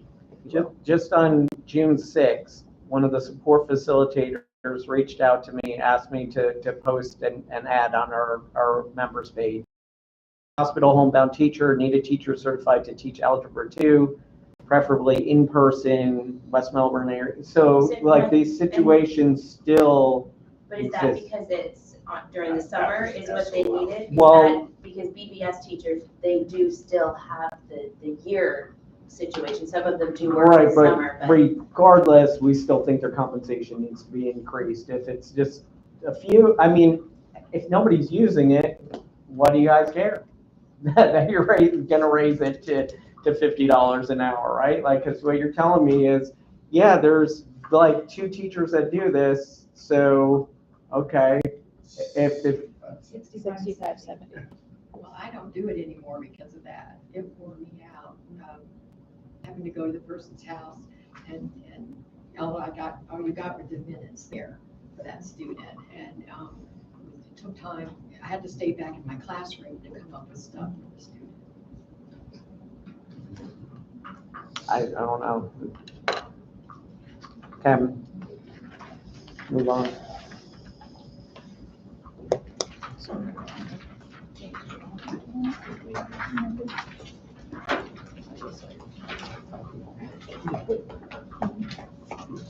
This is our response to proposal number 6.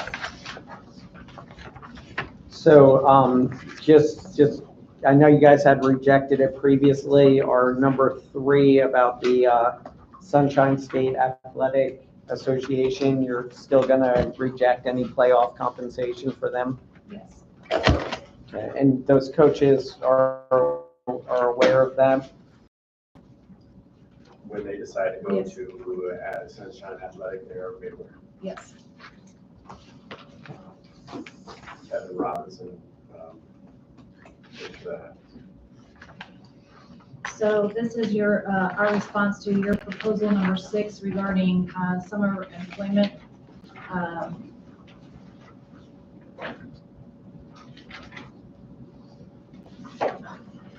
That we're going to reject this when it comes to, So, Jonathan, if you can speak on, these folks are recognized in our perk certification, and DPS does not feel that they have any rights conferred in the contract. let me finish our rationale for rejecting. So we're rejecting this because they're not full-time teachers. They're considered adjunct employees. And, you know, after speaking with the department that oversees these teachers and comparing them to the regular K through 12 teachers at the mainstream schools, their tasks are vastly different. That's why we put applicable in there, because one of the major concerns is you're saying they don't have any due process rights. If I'm not something, saying if an allegation is made at summer school, they don't have any of the rights to the union representation unless you know, HR decides to allow it. That these people are part of our bargaining unit, summer school and adult ed, and they need some of the protections. Now, I put applicable because we made that mistake with the psychologist of trying to figure out every little thing. For once, we can let common sense reign and are applicable and which ones are not. So what happens when we disagree? What's applicable?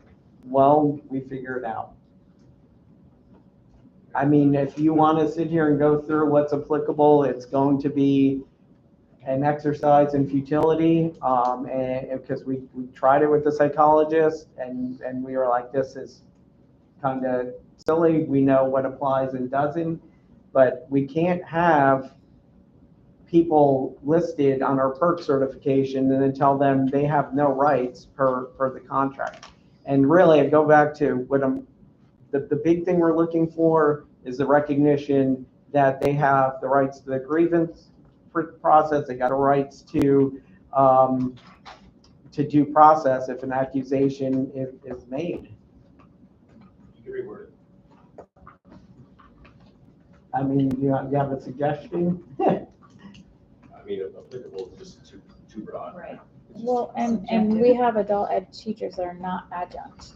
Some of them are that are working at night, but we have full-time adult ed teachers that are working just like, and the adult ed program has evolved over the years since this agreement was put into place. It used to be back in the day, you know, I made extra money I taught English during the day and then I went and taught adult ed English at night. That's one of the ways I could make extra money, and that would be an example of an adjunct position. But we have full-on 8 to 4.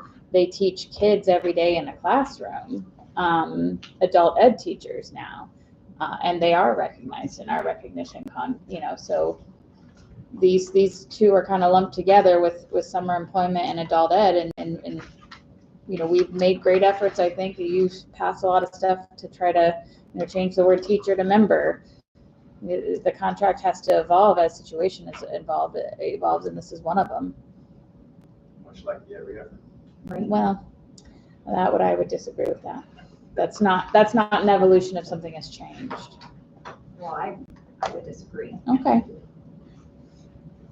So this is, you have passed a proposal regarding the MOU for the Open Gate weapons detection system. We're not ready to pass language back just yet, but wanted to. This was from March 14th or May 14th. Right. I mean, and it's verbatim. Let me finish. Yeah. So the MOU has certain, has language in there regarding requirements of teachers, what they will and what they will not do.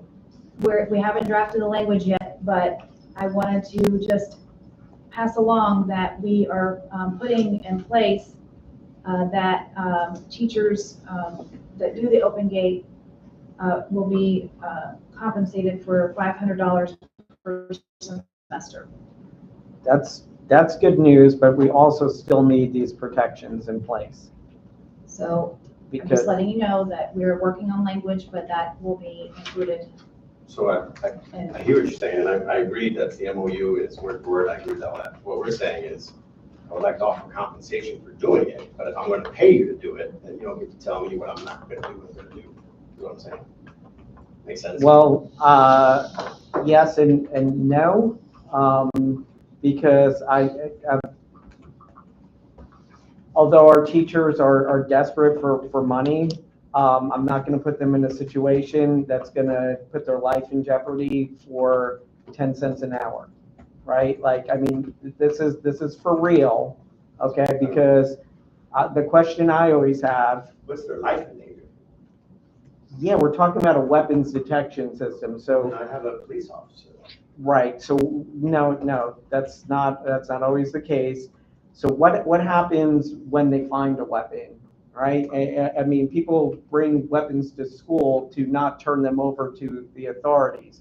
So this is a serious risk you're putting these folks in. We're not saying there's not going to be an administrator there. We're not saying any of that. All I'm Okay. saying, Yeah, no, we're not. we haven't passed the language yet. Well, We're I'm just talking- letting you know that. We're not saying that teachers are now in charge of all this. That's not what we're saying. I'm just telling you that we haven't, I wanted to let you know about the supplement, and then we'll be prepared to pass the language when it comes to the supplement.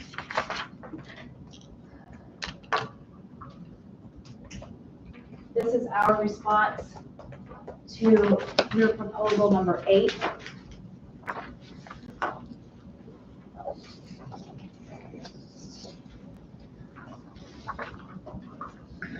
And we're rejecting this based on the leaves policies that we've been through. Some of your requests for like prenatal care and capacity related to pregnancy before delivery, those are all things that are covered under FMLA. And then serious health care following the delivery of a child, that's covered under paid parental leave. Also, to give you an example, if an employee has a child or adopts a child on July 25th this year, right? We go to school, their teachers report August 1st. So that teacher coming back on August 1st would then be given the remainder of the day. So they would get 7 days beginning of the school year. Yeah, but that's not the situation we're trying to address. The situation we're trying to address is July 1st. They'll come back August 2nd and they will get no parental leave, even if their doctor still has them on FMLA. It's covered under FMLA. It's not paid parental leave. We have paid parental leave, right? And we're trying to make it equitable for these folks who don't time the delivery of their child perfectly with BPS contract language. So they will get no leave even though they can't work, right? They will get none of this extra paid parental leave that we have in place because they had their child on July 1st. So what we're saying is if the doctor still has them under FMLA and they're supposed to go back August 2nd, then they get those up to 15 days. But only if they're under FMLA still. So, but that's not the intention of paid parental leave is for you to care for your child after delivery or after the receipt of the child. Agreed. Not because I can't return to work just yet. That's FMLA. But that's caring for the child. I mean, you're in the weeds here. No, I'm not in the weeds. Well, when you have, So Rosemary, when you have, so you have different people have different needs, right? There might be somebody who goes out on maternity leave and they're able to, you know what, my doctor says I can go back, I'm back to work, good to go. Maybe you had, a teacher who delivered their child and the child was premature and the doctor said, we're going to keep you out for the full 12 weeks.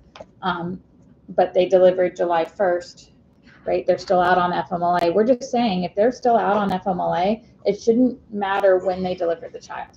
If the doctor, we had a lot of conversation with all your proposals about FMLA being the trigger, the medical note from the doctor being the trigger. If the doctor says, hey, this teacher can't come back to work, it shouldn't matter if the teacher gave birth to the child on July 1st or July 15th. Like that 30 days is hamstringing teachers. I'm so sorry. Go ahead. I hear you, right? I hear what you're all saying, and I think what's missing here is, I think maybe the first time we talked about this, we were talking that the person who had the child on July 1st isn't afforded the same things as the person who had the child on October 10th, right? Because that October 10th is going to get the 15 days and the person on July 1st isn't. Is that like, am I understanding what you're saying? Not exactly, because we're not asking that they receive compensation on non-contractual days. I mean, we're not asking for extra. Right, I hear you, right? But aren't teachers paid through the 31st? Like so they're not losing any money. The idea of parental leave is that you don't lose money, you don't have to go on FMLA. That's the idea of it, right? Is I don't lose any money for 15 days before you have to go on FMLA. Mm-hmm. We agree to that? Yeah. Okay, so the teacher that had it July 1st, for those 15 days, did they lose any money? They will be losing the money when they come back August 2nd because they're going to have to But they got paid, personal days. they got paid. I don't agree. They got paid in July. So, and they were already off, so now But they're going to be missing the pay. First of all, that was earned compensation Correct. that is spread out over the summer. Let's make that I clear. agree. but they They will, lost no money. they will be losing their personal leave where they could have, if this is in place, they could use their parental leave. So they're losing their leave if they have it. But that's also unfair to everyone else who had their child from August 1st through June 30th. I don't think there is a teacher What do out you mean there. now? I don't think there is a, If someone's I don't having- think, I would, no, Ryan. As a woman Okay.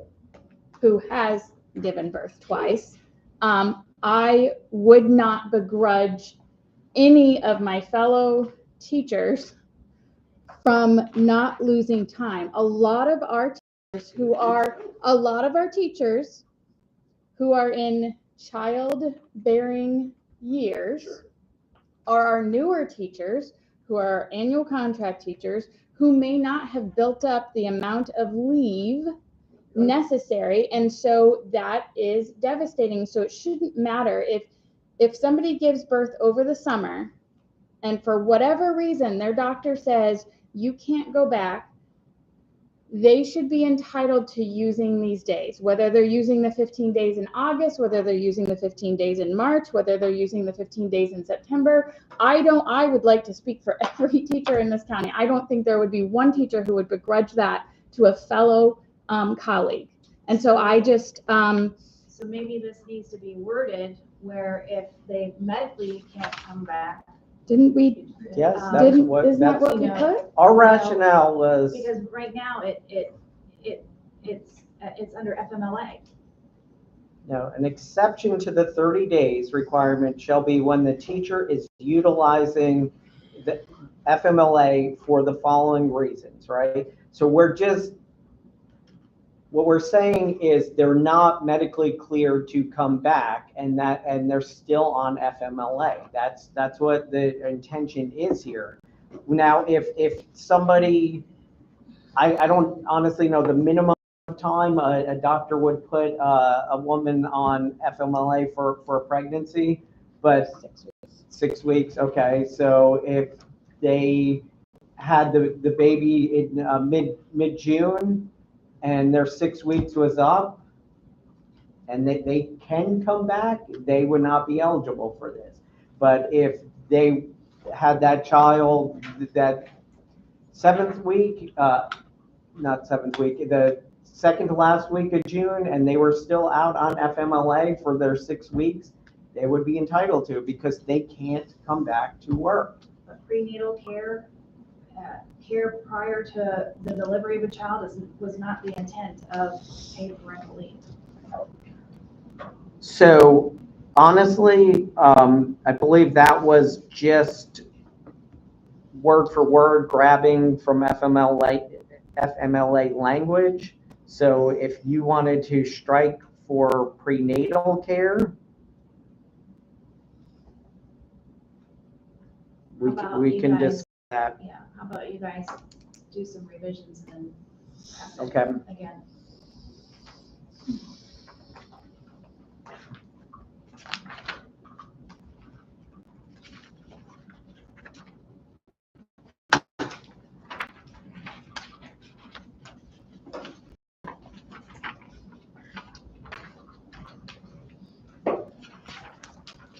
In response to your proposal for your number 9.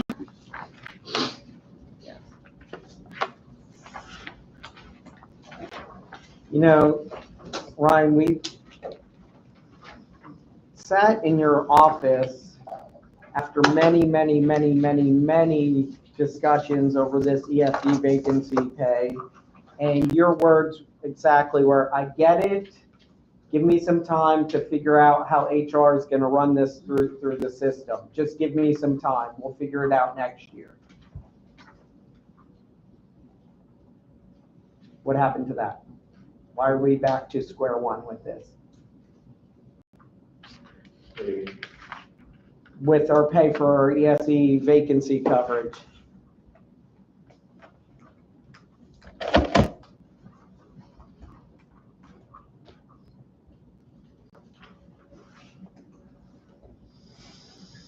So I think that when we've discussed this in the past,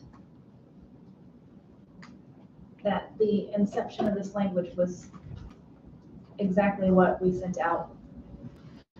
Yeah, last we're talking about the evolution, not the inception of the language. That's why this is a proposal. But we spent hours and hours and hours. Your head of student services, in her words, was, yeah, why aren't my teachers getting paid this compensation pay if the other teachers are? Ryan, we sat in your office and you and I agreed, okay, this is a mess for last year. It's Well, that's when messy. we were paying one guy $50,000. No. Mess. It was messy last year because we weren't tracking it properly. And you said, This year later. let's fix it this year.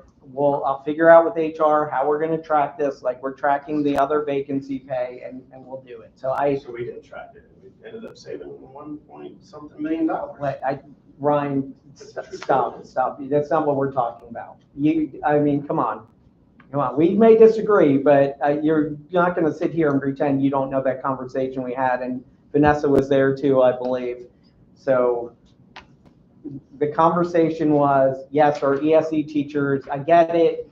The ESE I agree. ESE teachers is a very challenging job. You're not, it's probably the most challenging we have. You're not going to. That's not what I'm saying. Okay. You agreed that they should be compensated for the vacancies like the other teachers, and you just needed a way to figure out how HR was going to track it and input it. And you said, give me until next year, and we'll move forward on it.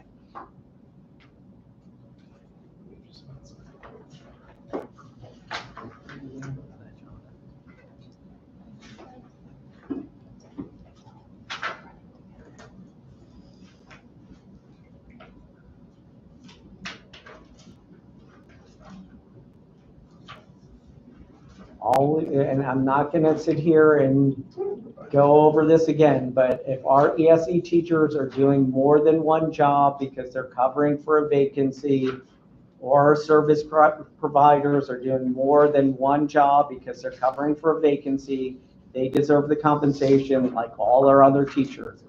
Let's stop pretending this is a difficult topic to understand. Let's stop convoluting it with some one-off situation.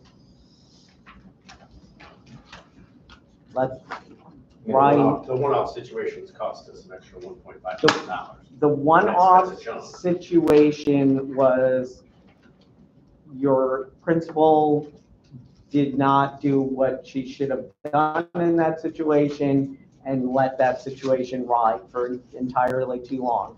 I'm not talking about the one-off situation. I'm talking about our ESE teachers who are doing more than one job. Brian, you sent out a survey to principals to ask them. I think we found it maybe wasn't a huge issue, right? But pay the ones that are doing more than one job. So the one-off was at just one school. We paid some teachers during the 23-24 school year, and it was, I think, $4.2 million. That's not, you're calculating the No, cost. I'm not. I have the same data. That is the cost of all coverage pay, not Correct. just ESE coverage pay. That is the This cost year, of every time a teacher was absent and their colleague If you will let stepped me in. finish, this year, we spent, I think, $2.1 million by sticking to the agreed language. Congratulations. It's $2 million. Congratulations. But I'm asking for pay for ESE vacancy cover. Where does that say that here? Ryan, you agreed to it. All right, where does that say that here? It says, What you're asking for right now and what is on this piece of paper is not the same. okay. So teachers will still have protected planning periods as spelled out in the contract. The teacher cannot choose to take comp time instead of payment. The coverage pay will be provided to cover absences or to cover vacancies. In the case of a vacancy, compensation begins when the position is advertised. In addition to classroom teachers, all members of the bargaining unit are entitled to pay for covering an advertised vacancy. What part That's does talk about ESC teachers? in addition to classroom teachers, all members of the bargaining unit, Right, so this is. all members of the bargaining unit. Right, so we're not talking about just ESC teachers. We're talking What- about teachers that don't have assigned classes at all. No, we're talking about ESE teachers, we're talking about perhaps psychologists, SLPs, any kind of service provider that's covering for a vacancy. Potentially a school counselor. I mean, everybody, the principals know when they have somebody covering for a vacancy. Last time we sat here, Jason was like, yeah, I have 2 vacancies and I have my other ESE teachers covering those positions. I mean, But when we tried to go line by line in the contract for the school psychologist, we sat and they said they never cover classes for vacancy. we're not SLPs, talking I'm about sorry. covering classes. We're talking about covering positions. Of a vacancy. Yeah. She said that they never, school psychologists never. No, cover actually, what they told me is they actually do get compensated when there's a shortage. Yes, for every additional evaluation. Yeah. Correct? Right, those are That's out of the your- unique supplements. So anyways, let's talk about if there's a vacancy, these folks need to all be compensated, not just our classroom teachers. It's nice, it's good that our classroom teachers are, but why, there's no reason why we should not be paying our other folks for doing more than one job. When you look at the sheer volume of vacancies advertised, a lot of them are ESE positions, therapists, ESE resource teachers, self-contained, et cetera. It's very common when a principal is down an ESE teacher or provider, whoever's left in the building just picks up the additional 50 kiddos without any compensation, not only the service, but also the paperwork that goes with it. Or we do our due diligence to send others from other schools who are just nice and willing to go above and beyond because that's who they are. But unfortunately, your ESE teachers and providers are leaving our organization, or public schools as a whole, I think, and our Title I schools that are struggling in general, they're the ones that fill a lot of the ESE vacancies. You know, and So, those I teachers just are going want to above and remind- beyond. I just want to remind you guys that our current budget situation right now, we're looking at people that might not have Okay, jobs. so I can't say this enough times, right? You have a vacancy. You have dollars set aside to pay that vacancy. So instead of that money falling to the bottom line that is earmarked to pay that employee, you are going to use some of that to pay the people actually doing the job. This does not cost the district money. And it it's per- budget. Falling to the bottom line. That's what it does. Sounds the way we read this, it's very clear. Gen Ed teachers get the benefit of this wonderful opportunity when they have to cover. But it doesn't fit in the box, if you will, for ESE providers. It clearly, it's awesome. Our Gen Ed teachers, you know, they have their own working space. They have their own space to work with their students. They also are defined that the Gen Ed teachers can get compensation when they're taking on additional classes. So But our the ESE lang- teachers and providers don't have the same opportunity. So the language wasn't, it was, and its inception was intended for what you have right here, and we're going to reject. So Ryan, just to be clear, what changed in your mind from that conversation we had in your office? We're going to reject this offer. So you're no explanation of what changed? Well, that matters to me. So don't expect me to take your word in the future.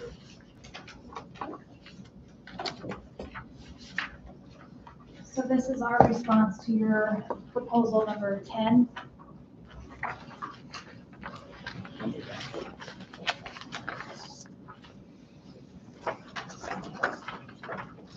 All right, if you're just going to reject all our proposals, can you just tell us that and we can move on?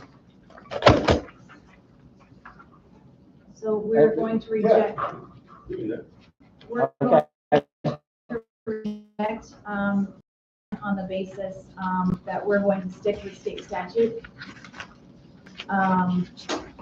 And, Okay, next, let's go. number 11, we are also going to reject. Okay.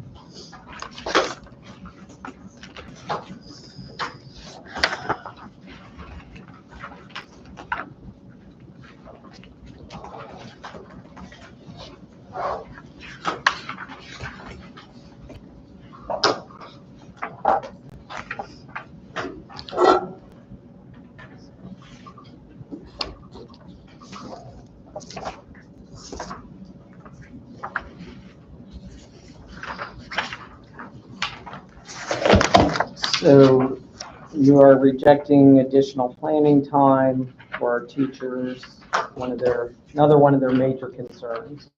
This is something that I believe some of the schools are already doing. Mr. Sherborne shared that with you the last bargaining session, and it should be something that is, it's something that's the principal that should be. I think when principals are held more accountable, we wouldn't worry about things being spelled out in the contract. But at this time, there are a significant number of principals who are not held accountable for what happens on their campuses. And they're just moved to other high-need campuses. Well, I mean, the good principals, you're right, the good principals are doing this. you can have that belief, but I believe that some of the language that's in this contract were created for one-offs and things of that nature that, it's not something that necessarily needs to be in contract language. So if you guys would like to caucus, No, so I'm going to pass our proposals that we have left here. okay.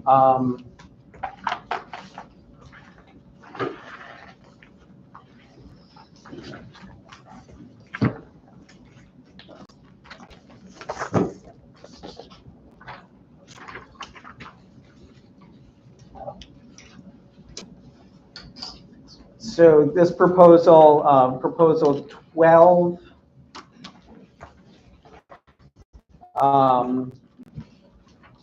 strikes out pay on differentiated pay plan. For differentiated pay, teachers must have taught at sites for more than 99 days. That doesn't make sense for many reasons. But what you want that to say is if a teacher resigns, retires, transfers schools, receives a promotion, chooses to no longer participate in a differentiated pay position, etc., they will receive the entire supplement or prorated amount of the supplement depending on whether the duties of the position are complete for the year. For those terminating their employment, the supplement or prorated amount will be paid in their final paycheck. We just had a situation where we mentored 2 mentees for the vast majority of the year, and then they ended up going to Indian River County. Can't imagine why. But they ended up leaving this district, and then they were told they were going to get their mentor supplement, and then you guys ended up saying, well, we cut your last paycheck, so you're no longer an employee. There's no way for us to pay you. You eventually appear to be doing the right thing and paying that person for the work that they've already done. But we need to put that in the contract, so this isn't a question. I do not believe that you guys can say, you no longer work with us, so we're not paying you. I'm sure that goes against every standard. So let me clarify the situation. We're paying the employee because one of our employees made a mistake and it's the right thing to do. Yeah. However, this is an FRS rule.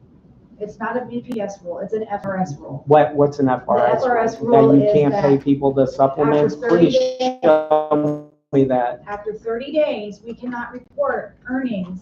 We need to report to FRS earnings. Once the 30 days are gone, we Yes, have to. Rosemary, that's why I have it in there Okay, that would you it'll let me be. finish, Anthony, no, like I let you finish? I would That's really why it will appreciate be in there, So- that it will be in their final paycheck, so we it won't be an can't. issue anymore. We can't do that. You because can't pay them in their final paycheck?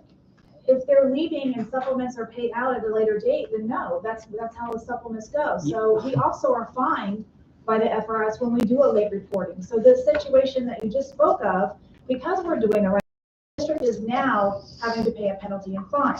But we did the right thing because it was a So mistake on our part. just to be clear, you believe that you don't have to pay somebody for the work that they did in their final paycheck because your crappy HR system will not let them pay it out sooner? When Dr. Green was in your position, she used to always say, I'm not allowing this HR system to dictate what is right and wrong. That makes a lot of sense. She would say, you know what, we'll figure it out because that's the right thing to do. So if there's a precious, supplemented position, let's say a football coach, and then that coach decides to leave the district, you're not going to pay that football coach So if they're, before it's the payout date? so community coaches, Not community coach, teacher coach. maybe if they're going to resign and they tell ahead of time, hey, but, like in this situation, it was months later that they came back, asking about it. But again, it was our mistake, so we're correcting it. I can't say, I can only tell you that it is an FRS rule. It is not an 99 FRS days. rule that you can't prorate a supplement. That is not an FRS rule. Just like that, can we stop saying that? What we're saying is if they earn their supplement, because it's not just for if somebody leaves, right? Let's say they stop doing that supplemented position. They should get paid for what they've done up to that point.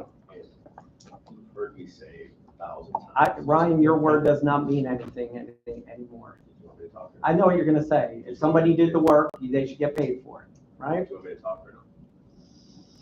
So why don't we take this, go back to payroll and see what our practices have been. I can only speak to the one-off that we just dealt with, but I am willing to go back and look and check into it. Sure.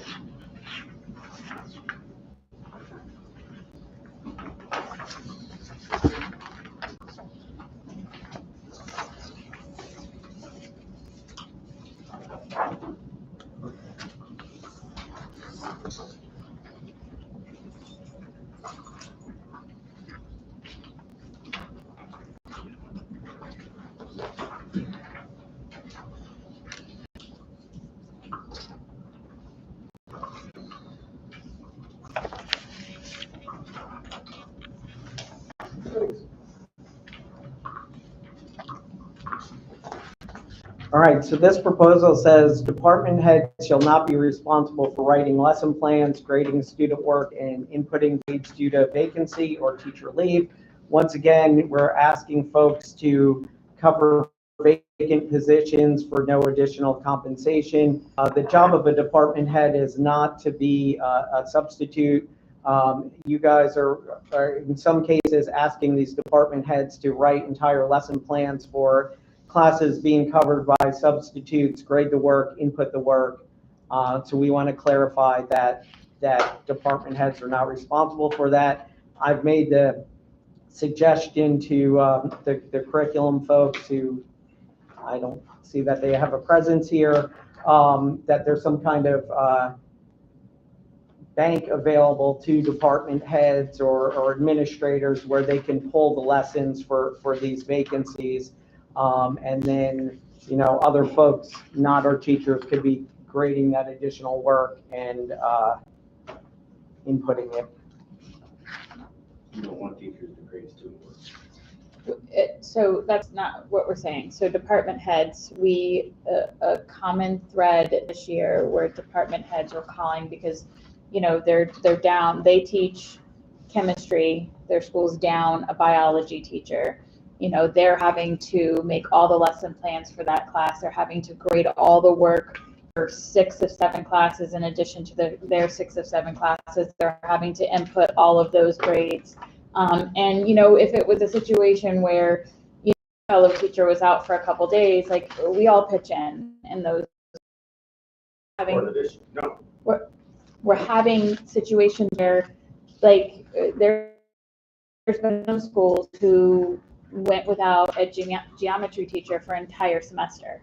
And so on that person to be basically preparing for 12 classes, grading for 12 classes, and putting grades for 12 classes for weeks and weeks on a time. And this has not been a typical job of a department head, but it has evolved with the teaching shortage that we're seeing.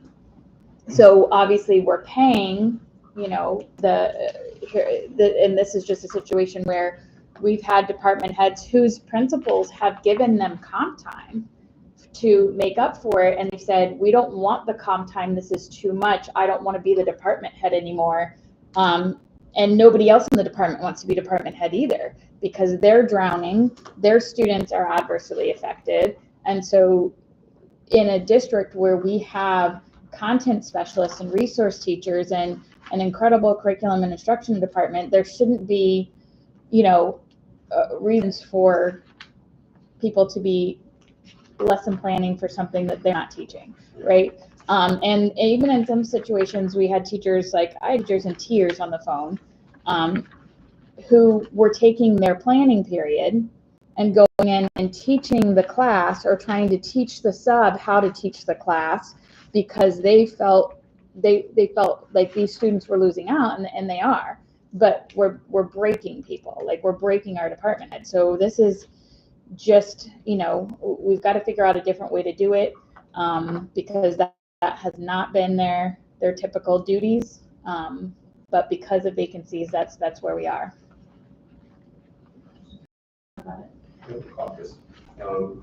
But you brought up teachers' vacancies.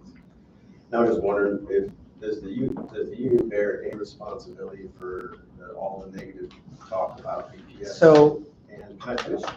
no. Like to move on. I'd like to finish. Well, you asked me, right? So if you're asking, do I want to hear you try to blame? Is this representative of FDA? I think Is this representative of FDA? It's not my place to speak at this meeting.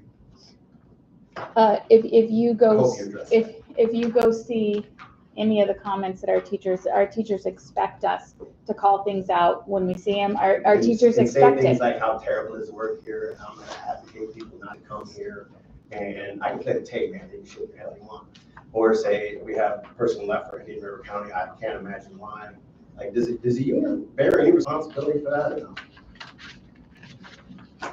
Okay, we can move on.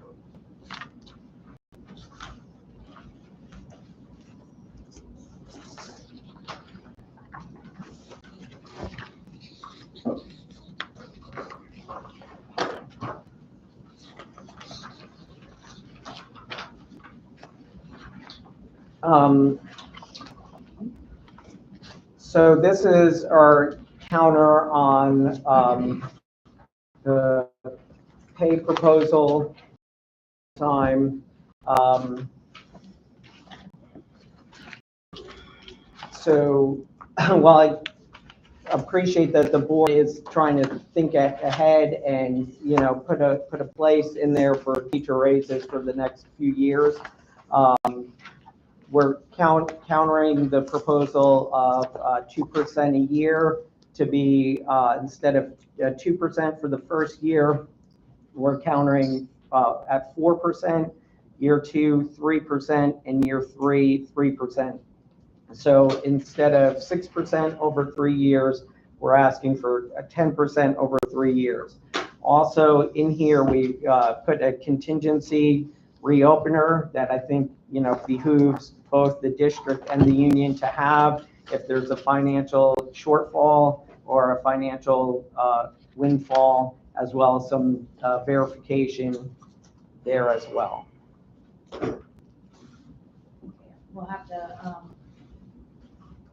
we'll have to caucus and hold on that. And also, where are we on health insurance? Are we still, you're still rejecting the whole health insurance proposal? Are we going to be seeing a counter proposal? No, we rejected it. Okay, so there is not going to be a counter proposal on health insurance? No. Okay, so once again, the school board is not moving on health insurance. You did say that. Well, you did say that. The plan costs will remain as they are right now. So not at the bargaining table. That's the only place you make changes to the healthcare plan. It's a mandatory subject of bargaining. Got it.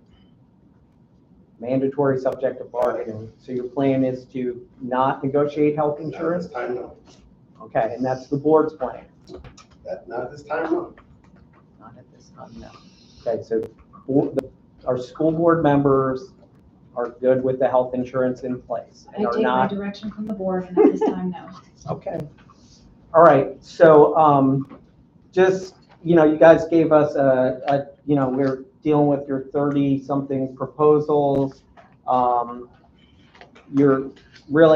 board really isn't hearing us on what our teachers are asking for. So we are not going to meet on Monday. We need to go through all this, as well as have some serious conversations with our school board members about why they're being so resistant to the needs of our teachers, because I'm frankly disappointed in all our school board members for having us back at this table just to pretty much reject everything that we've been talking about since May, and you guys keep putting forth your proposals even when we're like, we're not doing this. So I don't know what your plan is here to land the plane, but we are far off, and school is about to start. So I will get in touch with you about future dates, but as I said, we need time to look through all this. And we need to talk to our school board members, because I'm hugely disappointed in all of them for being so unresponsive to the needs of our teachers. So we'll be having lots of conversations with them, and I'm sure our teachers will be too. So I know you said that we passed a lot of proposals this year, but I would like to remind you, my first year as chief negotiator, I believe BFT passed 21 proposals in the first few sessions. So passing language is part of the collaborative process. And, yes, there are a lot, but, maybe different eyes look and see different things. And so, yes, there are a lot of proposals, but it's part of the collaborative process. Feels very collaborative to me. Well, I'm glad. These are extra copies. And Ryan, I'll be looking for some sort of MOU about millage. Roger that. I think I have it, Anthony. I just didn't. Well, I need the documentation as well. Oh, gotcha. And also, I'd like documentation on supplements too. Supplements? So this isn't a caucus, then, I guess. We'll talk for a minute. We'll talk for a minute.